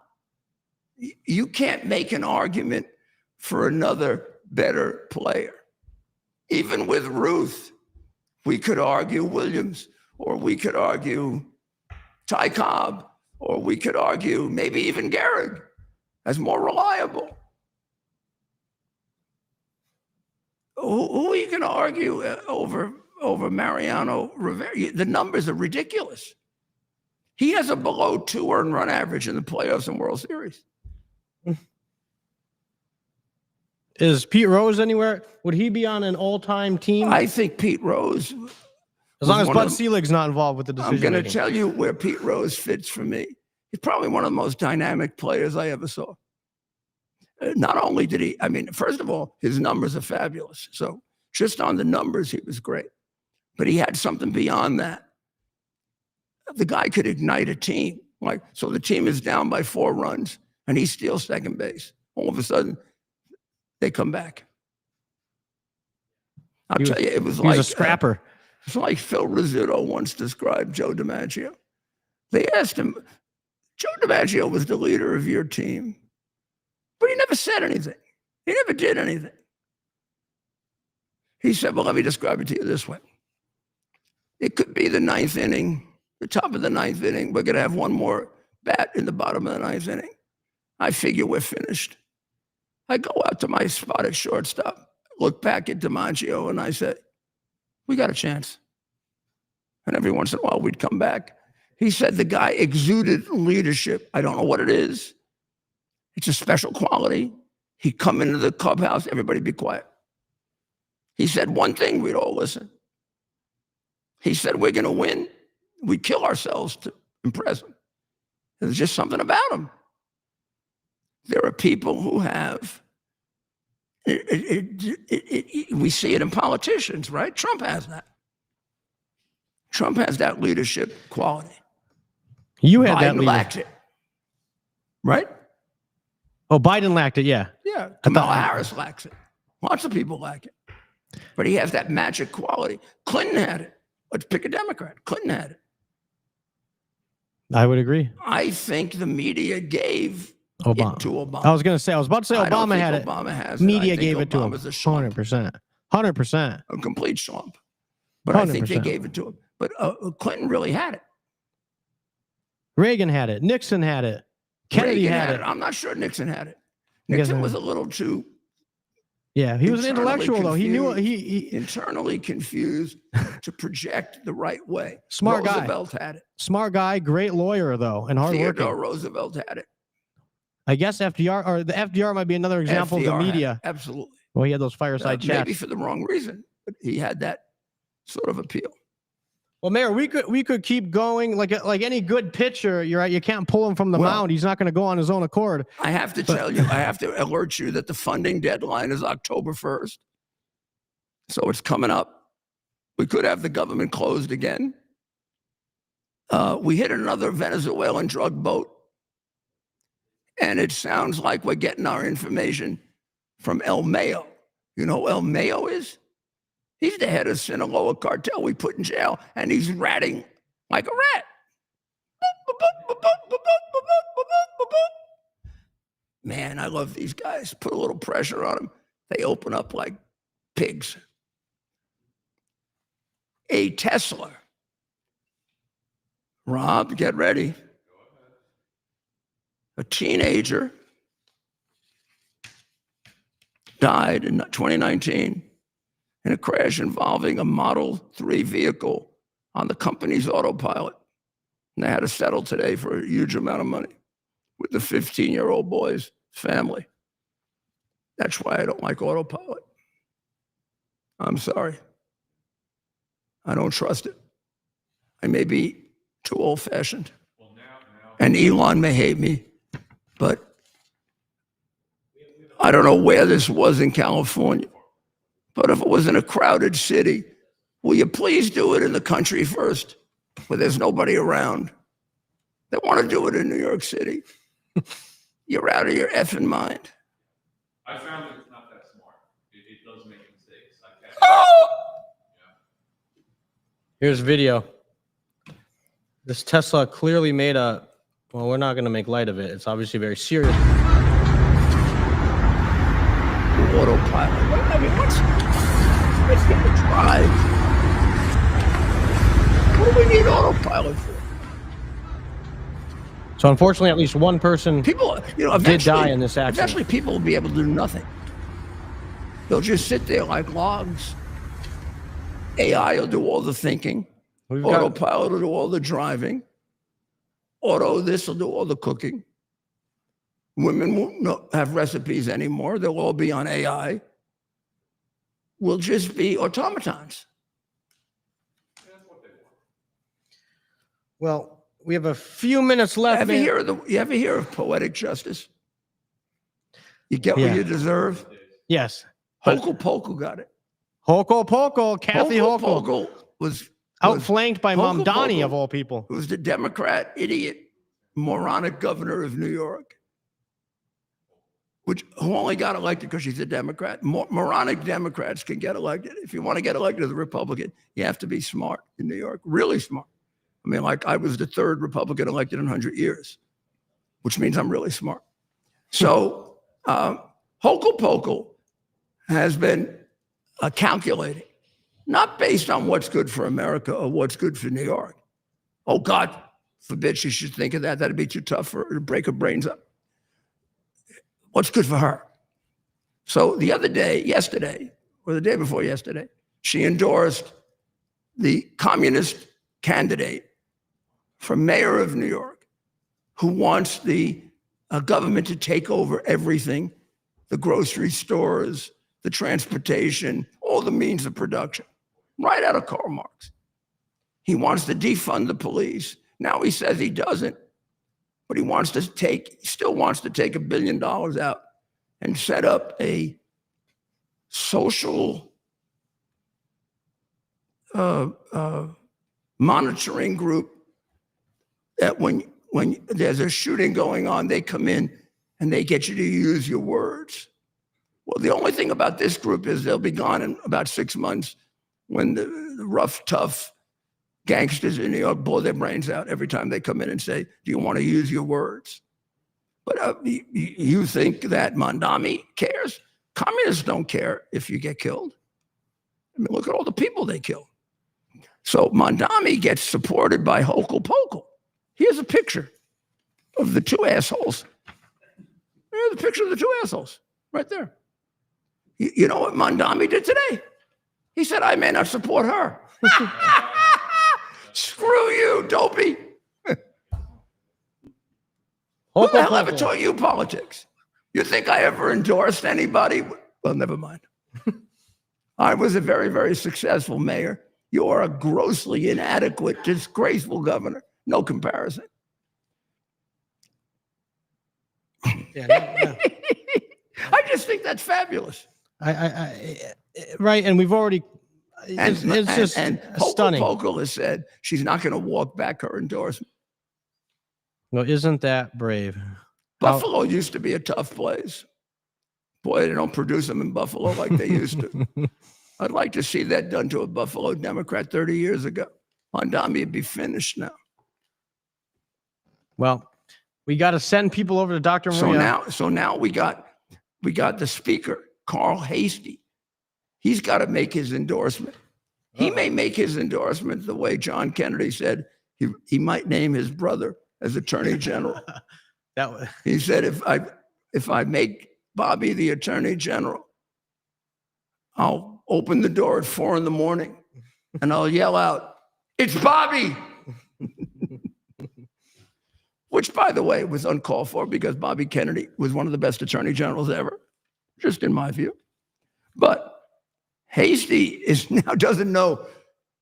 Hastie, I think, believes it's been leaked that he does, and everything shown by his inaction to endorse this communist says that they're going to lose the House over him. They are. They may lose everything over him, but they should, and then they start a new party. But he's got to endorse him somehow. So we're going to have to see how he does it. I endorse Mamdani for mayor. Here's Hochul. Mr. Hastie, are you okay? I endorse I endorse Mondami for mayor. Mr. Hasty, would you like to elaborate on that? No. I endorse Mondami for mayor. Please don't shoot me. Please. Cuomo has a great suggestion. Oh, gosh. No, I have to say he's got a great suggestion. You know how Zoran Mondami wants to arrest Bibi Netanyahu if he comes to New York? Cuomo thinks that Zoran should be arrested. I don't agree with Cuomo often, but I think that's right. Yeah. I also want to know how the hell is he going to arrest him? Do you know if he orders the New York City Police Department to do it, they have to refuse to comply with that order? Because there's no legal basis on which to arrest him. The International Court of Justice has no jurisdiction in America. And we better not give them jurisdiction. We don't belong to the International Court of Justice. George Clooney does. George Clooney is not America. He's like a silly, stupid, ignorant, moronic actor with a wife who's even worse than he is, who's on the lawyers for the International Court of Justice who indicted Bibi for war crimes, but not Hamas. I think she's French. She has a French accent, which is why Clooney probably is impressed with her. He probably thinks people with a French accent are smarter. Almost anybody's smarter than him. But I'm going to get in trouble for this one. But the French accent. And also, you don't want Clooney as a friend. Just Biden. He ain't no friend of Biden. That's for if sure. you want Clooney as a friend. He knifed him in the back so fast. He'll stay in the foxhole with you. He went to those nice fancy dinners with Joe, and then the next day, stabbed him right in the back. Screw New Joe, York Times. Stab him in the back. Well, in any event, Bibi is indicted, and his number two is indicted in the International Court of Justice, which is a terrorist court with judges who come from terrorist countries. And I can't think of a legitimate prosecution they've had, even some of which we treated as, in Eastern Europe. And these people may have been bad, but they surely didn't get a fair trial. But in any event, this one is totally ridiculous. So you tell me how he's going to arrest him. You have to have a warrant for somebody's arrest. With those big muscles. I was the mayor of New York. I couldn't just order the police to arrest somebody. I didn't have that power.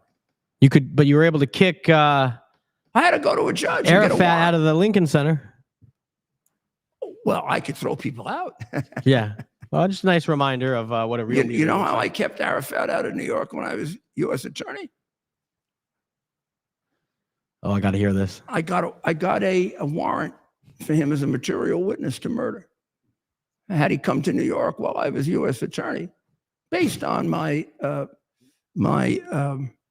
conniving with the State Department, George Shultz. I had a warrant for his arrest as a material witness to the murder of Leon Klinghoffer, whose murder he ordered, as well as 27 other Americans. That didn't stop Clinton from kissing his ass. Which is why I work with Clinton very harmoniously, except when I sued him. But I always disrespected him. Not for his sexual proclivities, but for his sucking up to Arafat. And I think Clinton is the single biggest reason why our foreign policy in the Middle East is so screwed up with this silly two-state solution. How can you for 20 or 30 years have a two-state solution with a state that wants to eliminate you?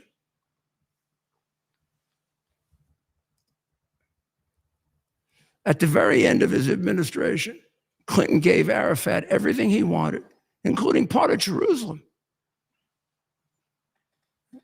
Arafat said, let me think about that, stupid boy. I don't want a peace. And they killed Rabin. Why? Because he would stop getting the money. He didn't care about war, peace, the death of the Palestinians. All he cared about was the tremendous amount of money he was getting for the PLO. And Mrs. Arafat, I don't know if she's still alive, but she was running around the south of France, a billionaire, based on the money that should have gone to the Palestinian people.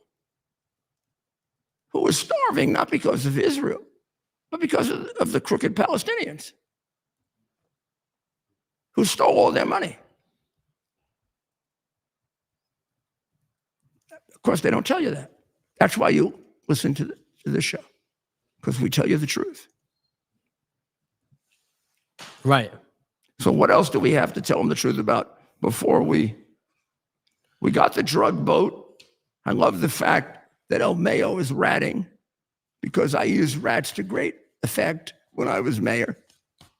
Oh, I used to pretend to even like him. I did terrible things because I was a good actor. Oh, let me see if I can help you with that. Now, who did the killing? Oh, thank you. Thank you. Would you like to say that again? Well, of course, breaking tonight, not a great story, unfortunately. In York County, Pennsylvania, we're following. We get any more details on that? It was a domestic violence situation.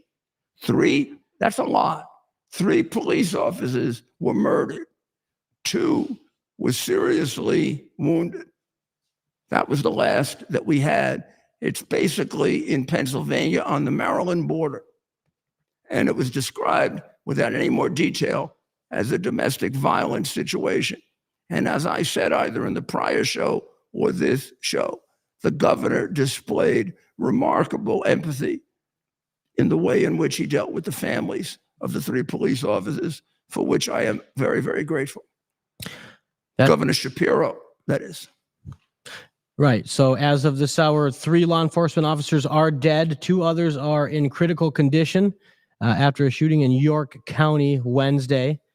This according to the Pennsylvania State Police. They've already had a procession, some sort of procession with vehicles that happened tonight at 9 p.m. So they're already honoring. Was there the one 3. shooter? Our understanding, there's one shooter. The shooter and he's dead. Is dead. The officers were apparently attempting to serve a warrant to what's now being described as a crazed individual who opened fire, killing 3, critically injuring 2 others, and taking his own life. So we'll follow that. FBI Director Kash Patel says that they will have full resources on the ground. U.S. Attorney General Pam Bondi says both the FBI and ATF are on scene, and Department of Homeland Security Secretary Kristi Noem says they are also monitoring Good. the events. Well, we'll get more of the details, I'm sure, by tomorrow. I do have to say that the New York courts are so bad. Somebody has to reform them, particularly in Manhattan. Imagine this judge dropping the terrorism charge against Luigi Mangione. Terrorism in New York is defined as a crime that's done for a political purpose. I'm simplifying a little. Mangione killed this guy because of his anger about the whole political issue of healthcare. Now, why doesn't the prosecutor, this is Alvin Bragg, why doesn't the prosecutor get a chance to at least present that to a jury? Why does the judge cut it off? What do we do? Engage in any sophistry or any possibly ridiculous idea to help criminals? This will mean that the most he can get is 20 to life, which means that Mangione can get out on parole. I think the federal government should take this over and prosecute it as a death case. Nothing better for these young people who are walking around like monsters in love with this guy. It's kind of as sick as the reaction to the Charlie Kirk murder. Right. In love with him. This woman goes around and says she's married to the AI version of him. These people are sick. It was cold-blooded murder. He shot him in the back. The guy was the CEO of the company. He denied claims. Did you ever think of how many false claims they got? Probably a lot more than the number they denied. False claims are de rigueur. You see all the advertisements for the ambulance chasing lawyers all over the country? Come to Mars and Mars, and we'll get you a great settlement. We got doctors that'll make believe you're injured. We can fix the court because we got the Democrat leader like in Manhattan. You think this is a legitimate business? Wake up! Maybe they denied claims unfairly every once in a while, but the CEO didn't do that. And in balance, you got to take into consideration all the false claims, which are a menace to the healthcare industry.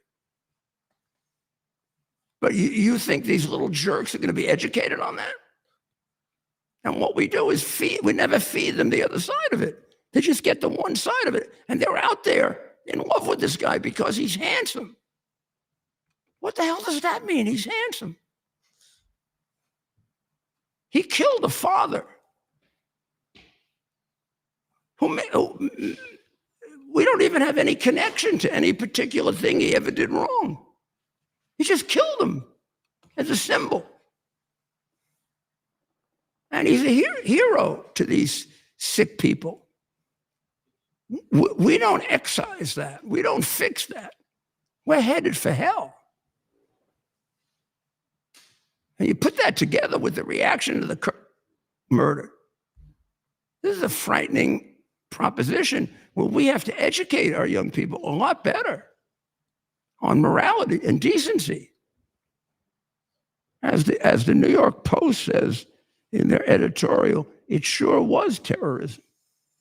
Just as Gregory Caro just tossed the terrorism charges. The judge reads Luigi's writing as only indicating desire to draw attention to what he perceived as the greed of the insurance industry. Now, the statute in New York defines terrorism as an act intended to intimidate or coerce a civilian population, influence government policy, or affect government conduct. Doesn't what the judge found satisfy that? To draw attention to what he perceived as the greed of the insurance industry, an act intended to intimidate or coerce a civilian population, influence government conduct, or affect government conduct. He didn't just point that out for the hell of it. He pointed it out for some purpose. What purpose could there possibly be but to affect government? Now, you don't have to absolutely come to that decision. That's what the prosecutor wants to argue to the jury. Now, that would change it to life in prison for a premeditated, cold-blooded killer. Forget all these stupid kids running around. He's so handsome. He's a cold-blooded murderer. He laid in wait like a little scumbag. He came out of nowhere and shot the guy in the back. If this guy was some hero, how about standing up to him and saying, I'm going to beat the shit out of you? Maybe the guy would have taken Luigi Mangione's pretty face and roughed it up for good. Terrorist. What?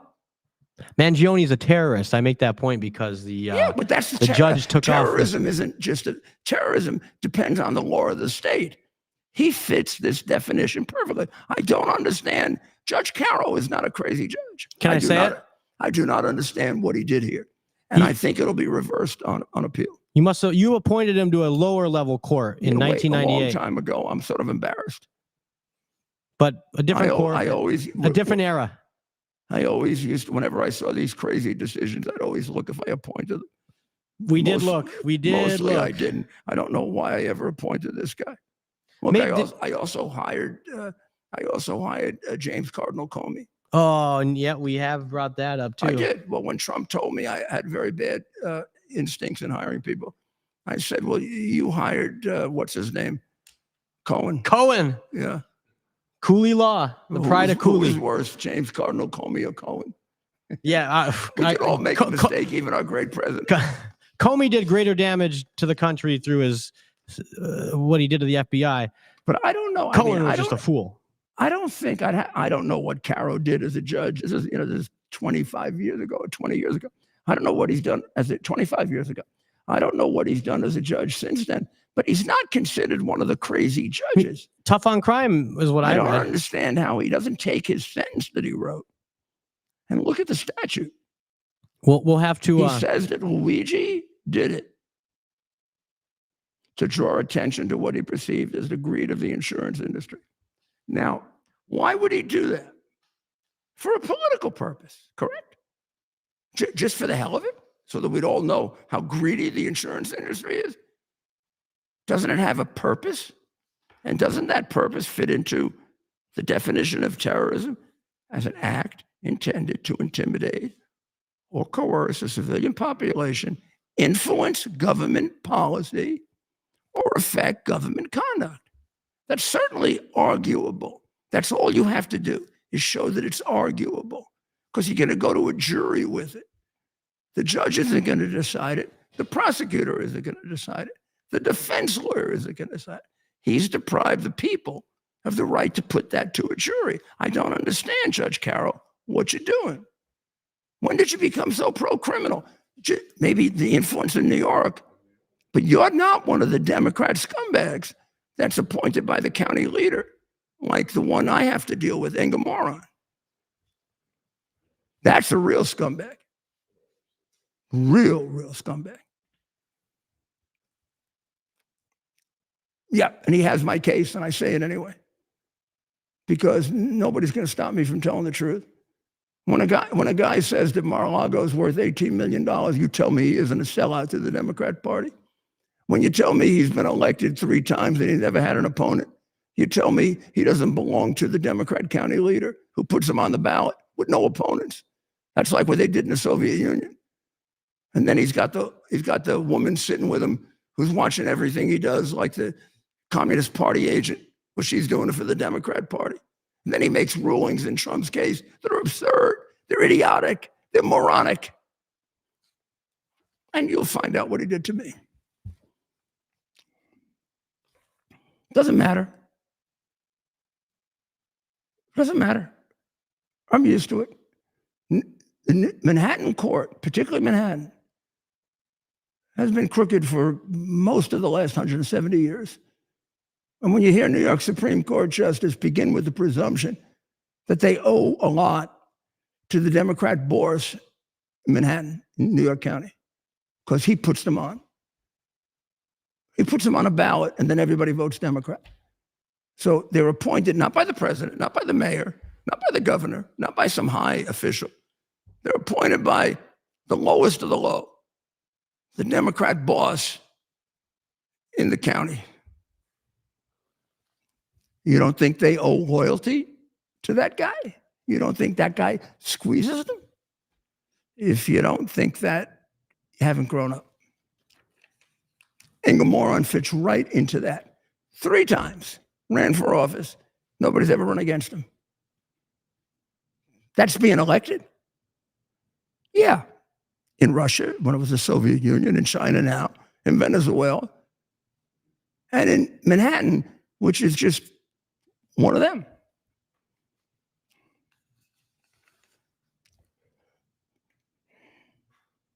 And I don't understand Judge Carroll giving a pro-murderer decision.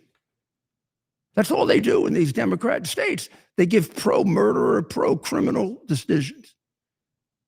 They interpret the law, which can be interpreted quite clearly the other way, maybe even obviously the other way, and they look for every break they can give to the people who murder us.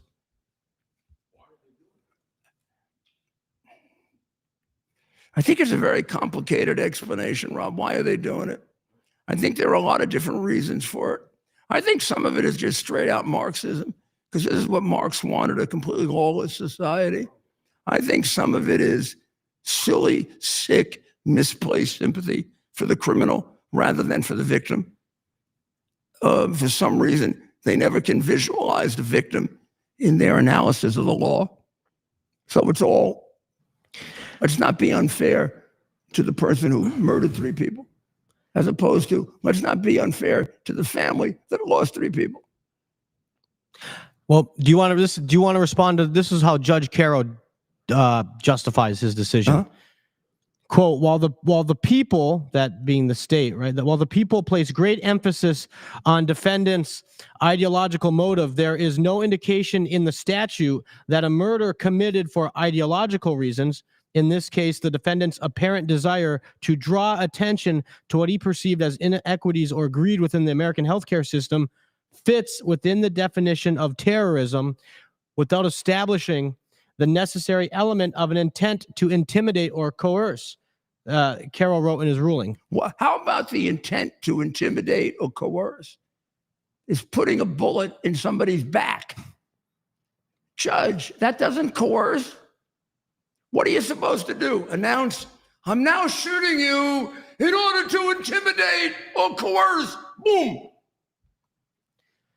What are you, so stupid you don't realize taking the gun and shooting the guy in the back is an act that intimidates or coerces? You gotta be stupid. So he's claiming it lacks the element of an intent to intimidate or coerce. As you correctly shooting somebody in the back is an intent to intimidate or coerce. If you're doing it for a purpose of calling attention to how unfair this guy's company is, what the hell are you supposed to do? Announce it? Write a script? Right. Announce it? I'm doing this. Let me announce. Let me hold a press conference. I'm going to shoot the guy in order to intimidate or coerce. No, you do it by your actions. You take the gun and you shoot the guy in the back. Yeah. And the reason you're doing it is because he runs a healthcare company that denies claims. And that's quite clear from all the things you've written and all the things you've said. Judge, what the hell is wrong with you? Why do you have to take the whole thing and twist it to help the criminal, to help the murderer, instead of to help society? I don't know. At best, it could be interpreted either way. I don't think it's even that close. I think it's obvious that you don't understand what the hell you're talking about. His desire was to kill an individual tied to the healthcare system that he perceives to be inequitable. Why is he leaving that out? The judge is saying that the defendant's apparent desire is to draw attention. No, his apparent desire was to kill a man in order to... Well, why is he drawing attention? Yeah, if he has a desire to draw attention, how does Gregory Caro not figure out that that means draw attention in order to influence government? Who's he trying to influence? Right. The nuns? Who's he trying to influence? The birds? The very act. Why is he doing it? He's doing it to influence government, to influence decision makers. How about he's doing it to influence the civilian population? It's absurd. And the act of intimidation, he doesn't have to say intimidation by shooting somebody in the back. He's engaged in an act of intimidation. Man, I don't get it. Did they go to law school? And why do they have to torture the whole thing if they're a Democrat in favor of a criminal? Is there some nefarious connection between being a Democrat and liking criminals? This is a completely irrational decision. And I'm embarrassed that I ever had anything to do with them. Just that one act is enough. And to feed into all these morons running around glorifying this murder. What's wrong with America if we have young people glorifying murderers? Right. And judges who are finding every sophistry to help a criminal?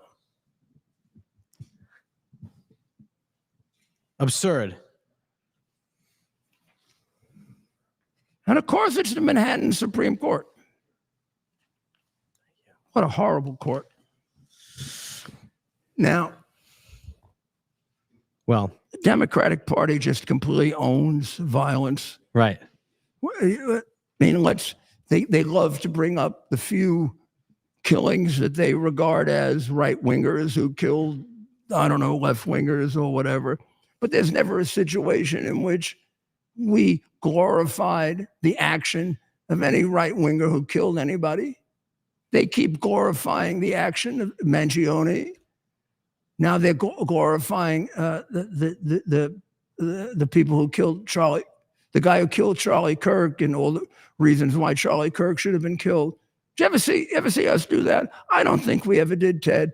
Maybe there's an isolated example, but I'd like you overnight, and we'll come back on tomorrow. Yep. I'd like you to find it for me, because then I'll try to find out who they are and get them the hell out of the party. Yep. Oh, Mayor, who are these sick puppies that we have? They're out there. We'll try to. But I mean, I'm trying to figure out, when did we, Republicans, conservatives, if you want to take a shooting, they're not out there. You're right. If you want to take a shooting that you describe, and I'll accept your description, even though I might disagree, that it's a right-winger doing it for right-wing purposes, killing some people. Terrible. They should obviously never have done that. Tell me where we ever, in any numbers, glorified it, or condoned it, or explained it, or gave excuses for it, or said there was no motive when the guy announced his motives on a megaphone. We've never been that desperate. But we've never been that evil. But please, I kind of follow everything. I think I would know it. Well, but I'm not infallible. Well, and please give me an example of the opposite. Well, I want to actually poke holes in the Democrat example they keep using, which is the unfortunate shooting of multiple Minnesota state officials. Well, what Republican glorified that? Well, not only didn't we glorify it, but the apparent shooter, Mayor, what we know about his background is 2 appointments on state boards by Democrat governors. I'm not calling him a Democrat because we're not like they are. I'm doing a lawyer's argument like you do for summary judgment. Right. I'm assuming we'll accept him for this purpose as a right-wing killer. Yeah. Tell me who glorified his killing the way they're doing with. Tell me anyone that was celebrating his killing like they're doing with Charlie. And by the way, tell me who's doing a Mangione with that. Find me one Republican nurse or even teacher. Let's not even do it like you said. You won't find any. Find me a Republican teacher that said it was perfectly all right for that guy to kill those 2 Minnesota people or 3 Minnesota people. And if that did exist, our side would be the ones calling him or her not to teach. We were finding people left and right. I mean, we didn't even find them. They just showed up on our damn social media. It was like picking off a big giant tree. Boom, boom, yeah. Boom, boom, boom. And by the way, anytime, even now, we go on, folks at home, you go on your social media, you see countless of examples. I could do 5 hours of these people. We could. We don't have the time to keep up. I don't think I could do 1 minute of a Republican ever doing that. I don't think so. Show me. Yes, we should challenge folks to show us, because I would like to see it. They keep lying about this. If that person is still in the party, I'd like to kick him out. That indicates that it defies human nature. Or maybe kind of approach him and see if I can get mental health treatment for him. Right. They're excusing it, and even the ones that aren't celebrating or doing these videos on the left, a lot of them are excusing it and trying to defend it. What the hell are you defending such vile speech? Why defend it? That doesn't make any sense, other than there's something wrong to a degree that even these elected leaders are afraid to call it out. Even if they're not out there cheering along with these nurses and teachers, they're defending their right to say the most vile and hateful things. And thankfully, Mayor, we're seeing, and we can take a small piece of we're part of the effort. I don't want to take credit for anything, but we're part of the effort. And I think the tide is turning. You're seeing firings. Well, what do you know about the Foundation for Defense of Democracy? There's an article today by Peter Duran and Ivana Stradner that's warning us that we shouldn't be influenced by Russian bots or Russian twits or whatever about the killing of Charlie. Like Medvedev kind of wrote, maybe it's time for the MAGA team to realize that by supporting Ukraine, they're supporting murderers. These people are warning us we shouldn't pay attention to it. Until they wrote that, I didn't even know that he did that. Right. Second, Russian operatives have been suggesting that Kirk's skeptical stance on U.S. support for Kiev may have contributed to his murder.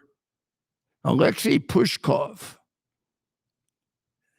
described it as a warning to President Trump and other prominent Americans they could be next.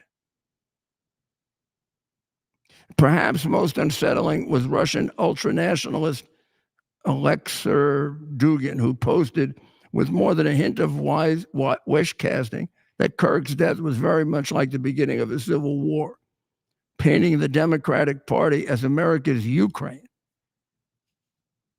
That is, in his twisted telling, agents of insurrection. And they say we have to be very careful, not read these things or pay attention to them. What the hell are they talking about? I don't know anybody that's paying attention to them, but these people. I mean, I like to blame the Russians for everything. There's nobody that hates Putin more than I do. But this is like ridiculous. This problem is from within. This isn't, the Russians aren't exploiting this. If they are, it's not having any effect. It's good old-fashioned Democrats who are doing it, and left-wingers. So what the hell are they talking about? This is like people who are Ukraine crazy, like Ukraine nuts. I support Ukraine. I think we should do more for Ukraine. I think the president should act now with the sanctions. I'm very supportive of Russia not winning in Ukraine. But I don't understand what this has to do with Charlie Kirk's murder, other than to get attention away from the sick left wing. It doesn't matter what Russia says about Charlie Kirk. No Republican's going to be affected by that. I don't even, as I said, I'm about as knowledgeable as any Republican. I never heard Medvedev say this. And if Medvedev said it, it wouldn't mean a damn thing to me. The last thing I remember Medvedev saying is threatening Finland and Sweden with atomic attack, for which I thought he should have been put in the gulag.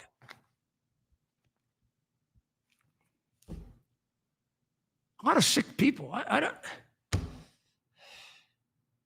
know if they're sick, but they get so crazy on their issue of Ukraine. I don't even understand this. Perhaps the greatest danger is not that Russia or China will persuade Americans to despise their neighbor, but that we will become so exhausted by competing falsehood that we lose faith in the shared philosophy underlying our national cohesion, life, liberty, and the pursuit of happiness. I agree with you, Peter and Ivana, but you know who are undercutting that? Left-wing Democrats, not Russia. Russia is doing what Russia always does, lying. I don't think it affects a single Republican. We're too smart to be affected by Russia. And what is it? You're afraid to go after the Democrats? Now, here's a real problem. The Democrat corruption with Ukraine is massive. And one of the reasons that Ukraine is in a difficult position is because of all the corruption over the last 10 or 12 years with the Democrat Party. The amount of information that Zelensky has on corruption at the highest levels of our government and his is shocking. And the amount that he covers up is shocking. That has nothing to do with the essential, horrible things that Russia is doing to the Ukrainian people. Other than it makes this whole thing much more complicated than your simplistic analysis. You want to help the Ukrainian people, you can't do it by being one-sided. What good does it do to come out of this with as corrupt a government as they had before? It's just going to fall later on. It is much more complicated than your silly, simplistic analysis suggests. And you're trying to move responsibility away from those journalists and all of those people who are trying to put the blame somewhere else other than on who actually killed Charlie.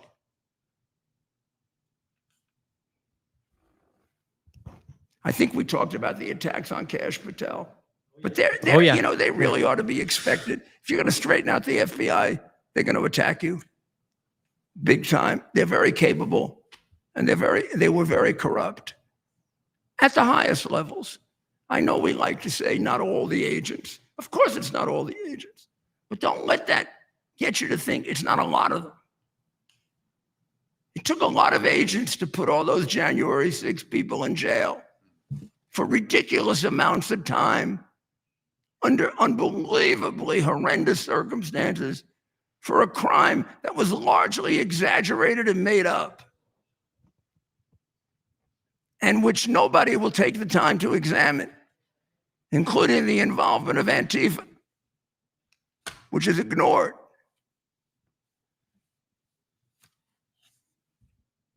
So there's a real cancer inside the FBI that has to be taken out.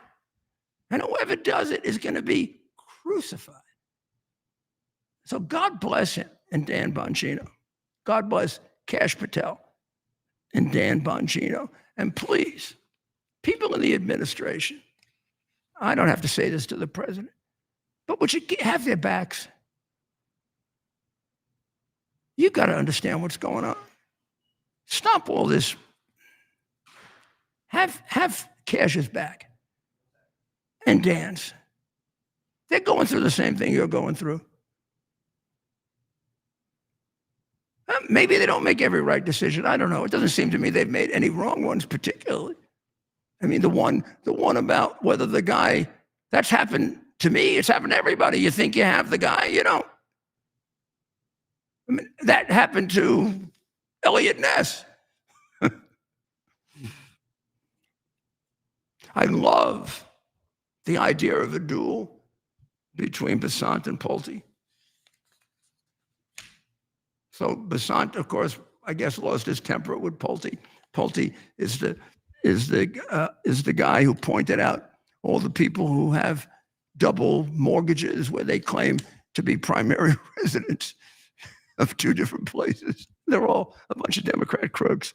Now, I don't know exactly how he somehow touched off Secretary Besant, for whom I have a great deal of respect, as I do for Pulte. But Secretary Besant apparently went a little crazy at some kind of meeting where he said, "Why the F are you talking to the president about me? F you. I'm going to punch you in your effing face." I don't know if this is true. This is a leak. It was at the members-only executive branch social club, co-founded by Ahmed Malik and Donald Trump Jr. in D.C.'s Georgetown neighborhood. Now catch this. It cost $500,000 to belong to this thing. Ted, I don't think we can belong. Why? So they had a fight at the $500,000 club. Okay. Apparently Besant and Pulte had a fight. And Besant said, "Why the F are you talking to the president about me? F you. I'm going to punch you in your effing face." Right. That took place at the D.C., the Executive Branch Social Club, which is in Georgetown. Oh, we got to stop by. It cost $500,000. Oh, we're not. What are we going to borrow the money? Oh, I think I'm not going to give them $500,000. No, we're not giving them $500,000, but we're going to stop in. They should pay $500,000 to talk to me. Exactly. Well, that's my point. We don't have to say it, Mayor. They're going to pay $500,000 to go to their stupid club. No, $500,000. Get the hell out of here. The idea is someone like you is going to get an invite, and I'm going to have to tag along. So Besant is 63, and Pulte is 37. Bill Pulte's But according to Charlie Gasparino, who is pretty damn accurate in the Post, Most people think that Bissett would have kicked his ass. I think he's closer to Bissett. I've seen Charlie with Bissett at events, so I can't. I'm not So you think suggesting that's he's. right? That'll give me more respect for him. Look, I think Bissett's a substantial guy, like substantially larger man than Pulte. But Bill Pulte is a scrapper, and that man's on Twitter One doing guy the is Lord's work. 63 and the other's 37. I mean, I don't know. But in any event, the an general old man consensus strength. in the White House is that Scott would have, in fact, beat that little midget's ass. Okay, that's and that everyone would have paid big money to watch it happen. Oh, so I think maybe now it could be we're getting the leak from one side. I was good. That sounds like a one-sided leak, Mayor. Right? Come on. In order to annoy Rob, I reported the Tesla situation, right? I knew you saw that story. He's a Yeah. big- Oh, he- yeah. He's a big Tesla fan. Yeah. We got a Tesla here now. It's worked. A Model 3 with auto. Uh-oh. It's the same damn model. Right before I started No more this car show, accidents for us. this crazy car was pulling up in my driveway with nobody behind the wheel. I do not have a gun, but if I had one, I would have shot at it. We got to videotape that tomorrow. I'm getting myself a rifle. You send cars to me with no drivers, I'm shooting them. This is out of some kind of science fiction movie. You are not sending cars without a driver. Who the hell do I know who they are? There could be some guy under, it could be one of those Iranian, they tried to kill me twice. It could be one of those Iranian guys with a fatwa. I've never even seen a fatwa, but there are a couple on me. I've never even seen them. So I'm going to assume if a car shows up with no driver, there's a guy with the fatwa and start shooting. Am I allowed to do that in New Hampshire? I don't know. We better check the law. In Texas, I could probably do that. Yeah. New Hampshire's a pretty gun-friendly state. Yeah, but can you defend your homestead Oh, well, that's illegal. We'll have to against an invading car? against a unidentified unidentified car? driving object, an unidentified driving object. I was coming out of the house yesterday, and I had it all set up, and I summoned the car as I was walking down the stairs outta with the here. mayor. And and Maria was there. She was like, "You gotta be kidding me!" She couldn't even believe We're it. living in the future. You know, I don't have any guns. Maria has guns. You're lucky she didn't shoot the damn thing. I mean, I'm only saying that as a joke. I don't have a gun. So I wouldn't be able- that was a joke, and we're also not going to tell people whether we are or are not armed. Oh, That's a good okay. rule. Well, I'm going to get myself a gun. Okay? Yeah. The mayor's speaking for himself. Israel is going in and taking over the rest of Gaza City.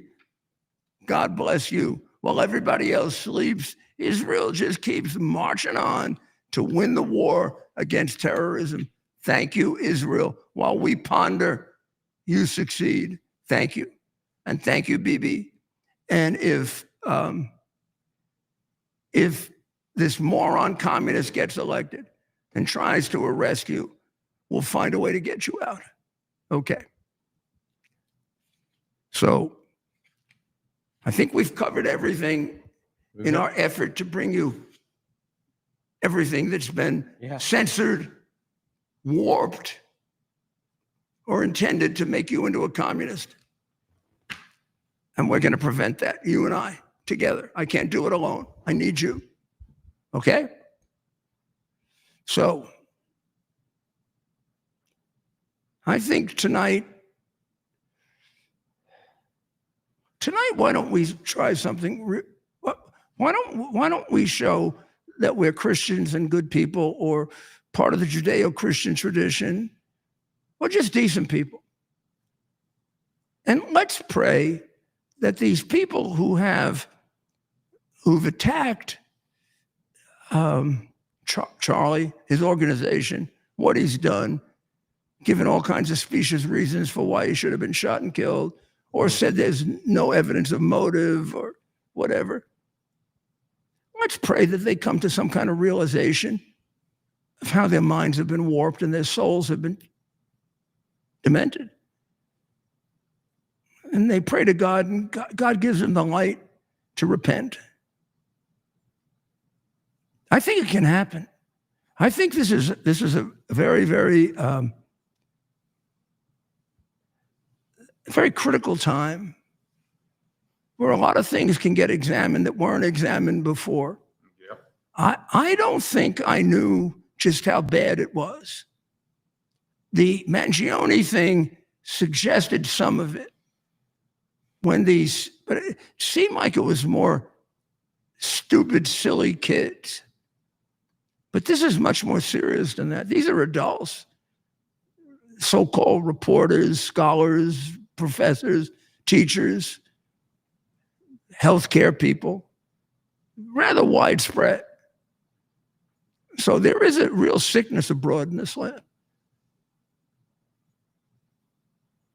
It's sad, but it's good that it's come out. It's a shame that it takes the loss of a great man like Charlie to bring it out. But it has come out. And if we can deal with it, this could be a very positive thing.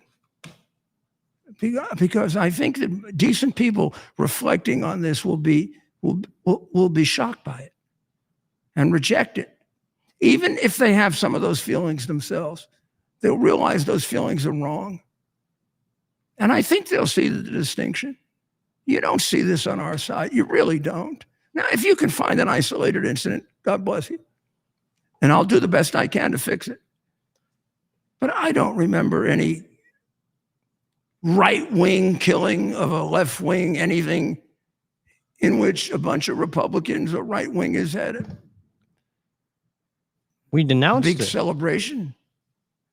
Made all kinds of excuses like there's no motive and he deserved it and he brought it on himself.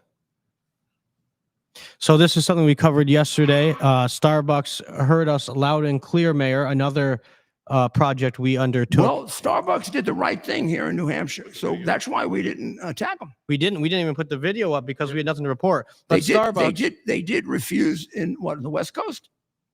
But Starbucks put this out through their corporate communications office in response to some conversation on social media. Starbucks is making it clear that there are no restrictions on customers using Charlie Kirk's name on their order, and we are following up with our team. So another win. That's excellent. I mean, it doesn't mean that I never liked Starbucks coffee. Yeah, hold that up. Rudy's coffee is much better.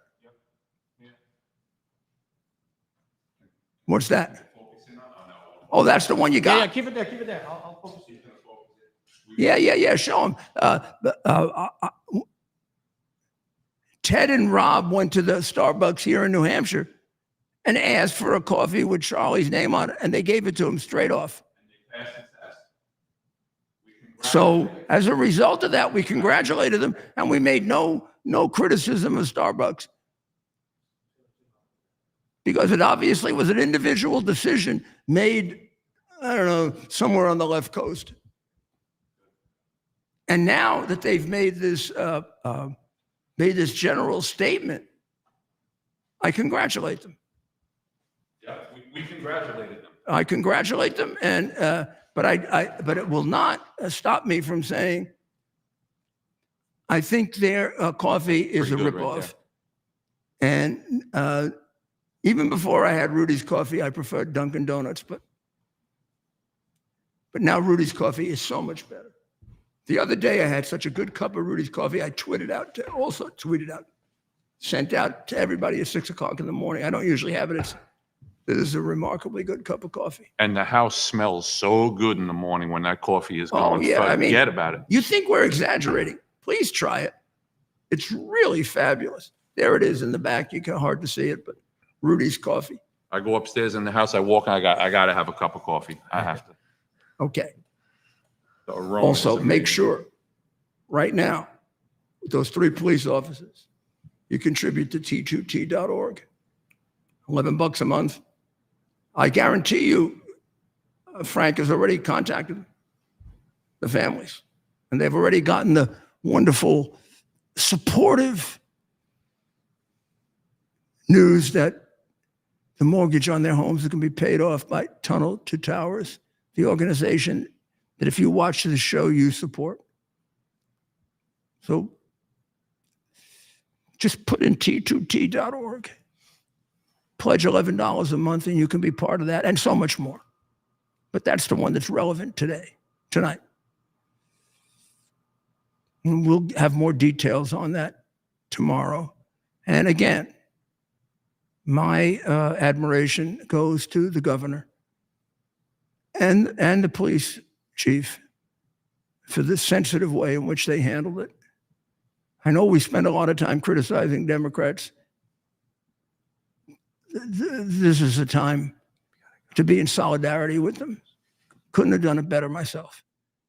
Congratulations. And we're going to call them. Now, let's pray for those police officers, their families. Let's pray for the Kirk family. Should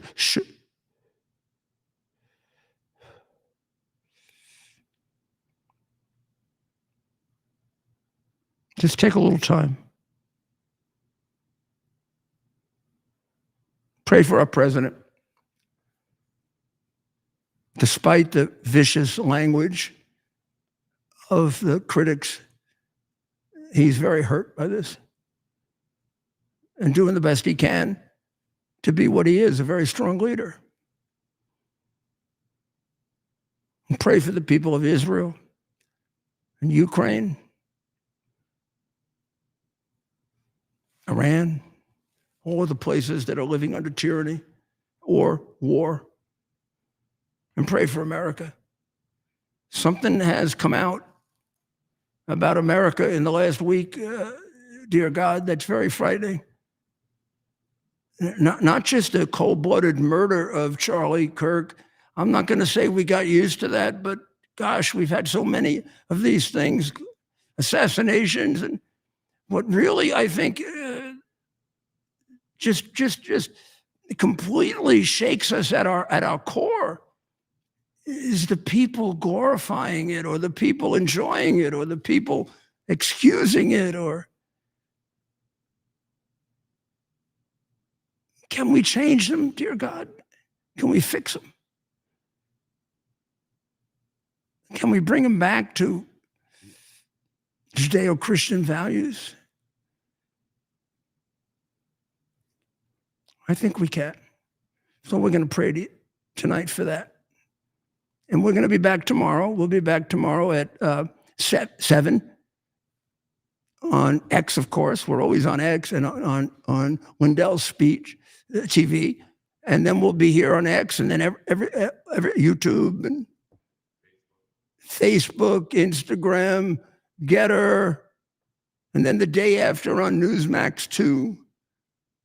So you can hear all the news that's cut off or warped, straightened out for you. So with that, let's say very, very earnestly, not like we always say it, every time we say it, it's very special. Let's say it to our Creator. God bless America.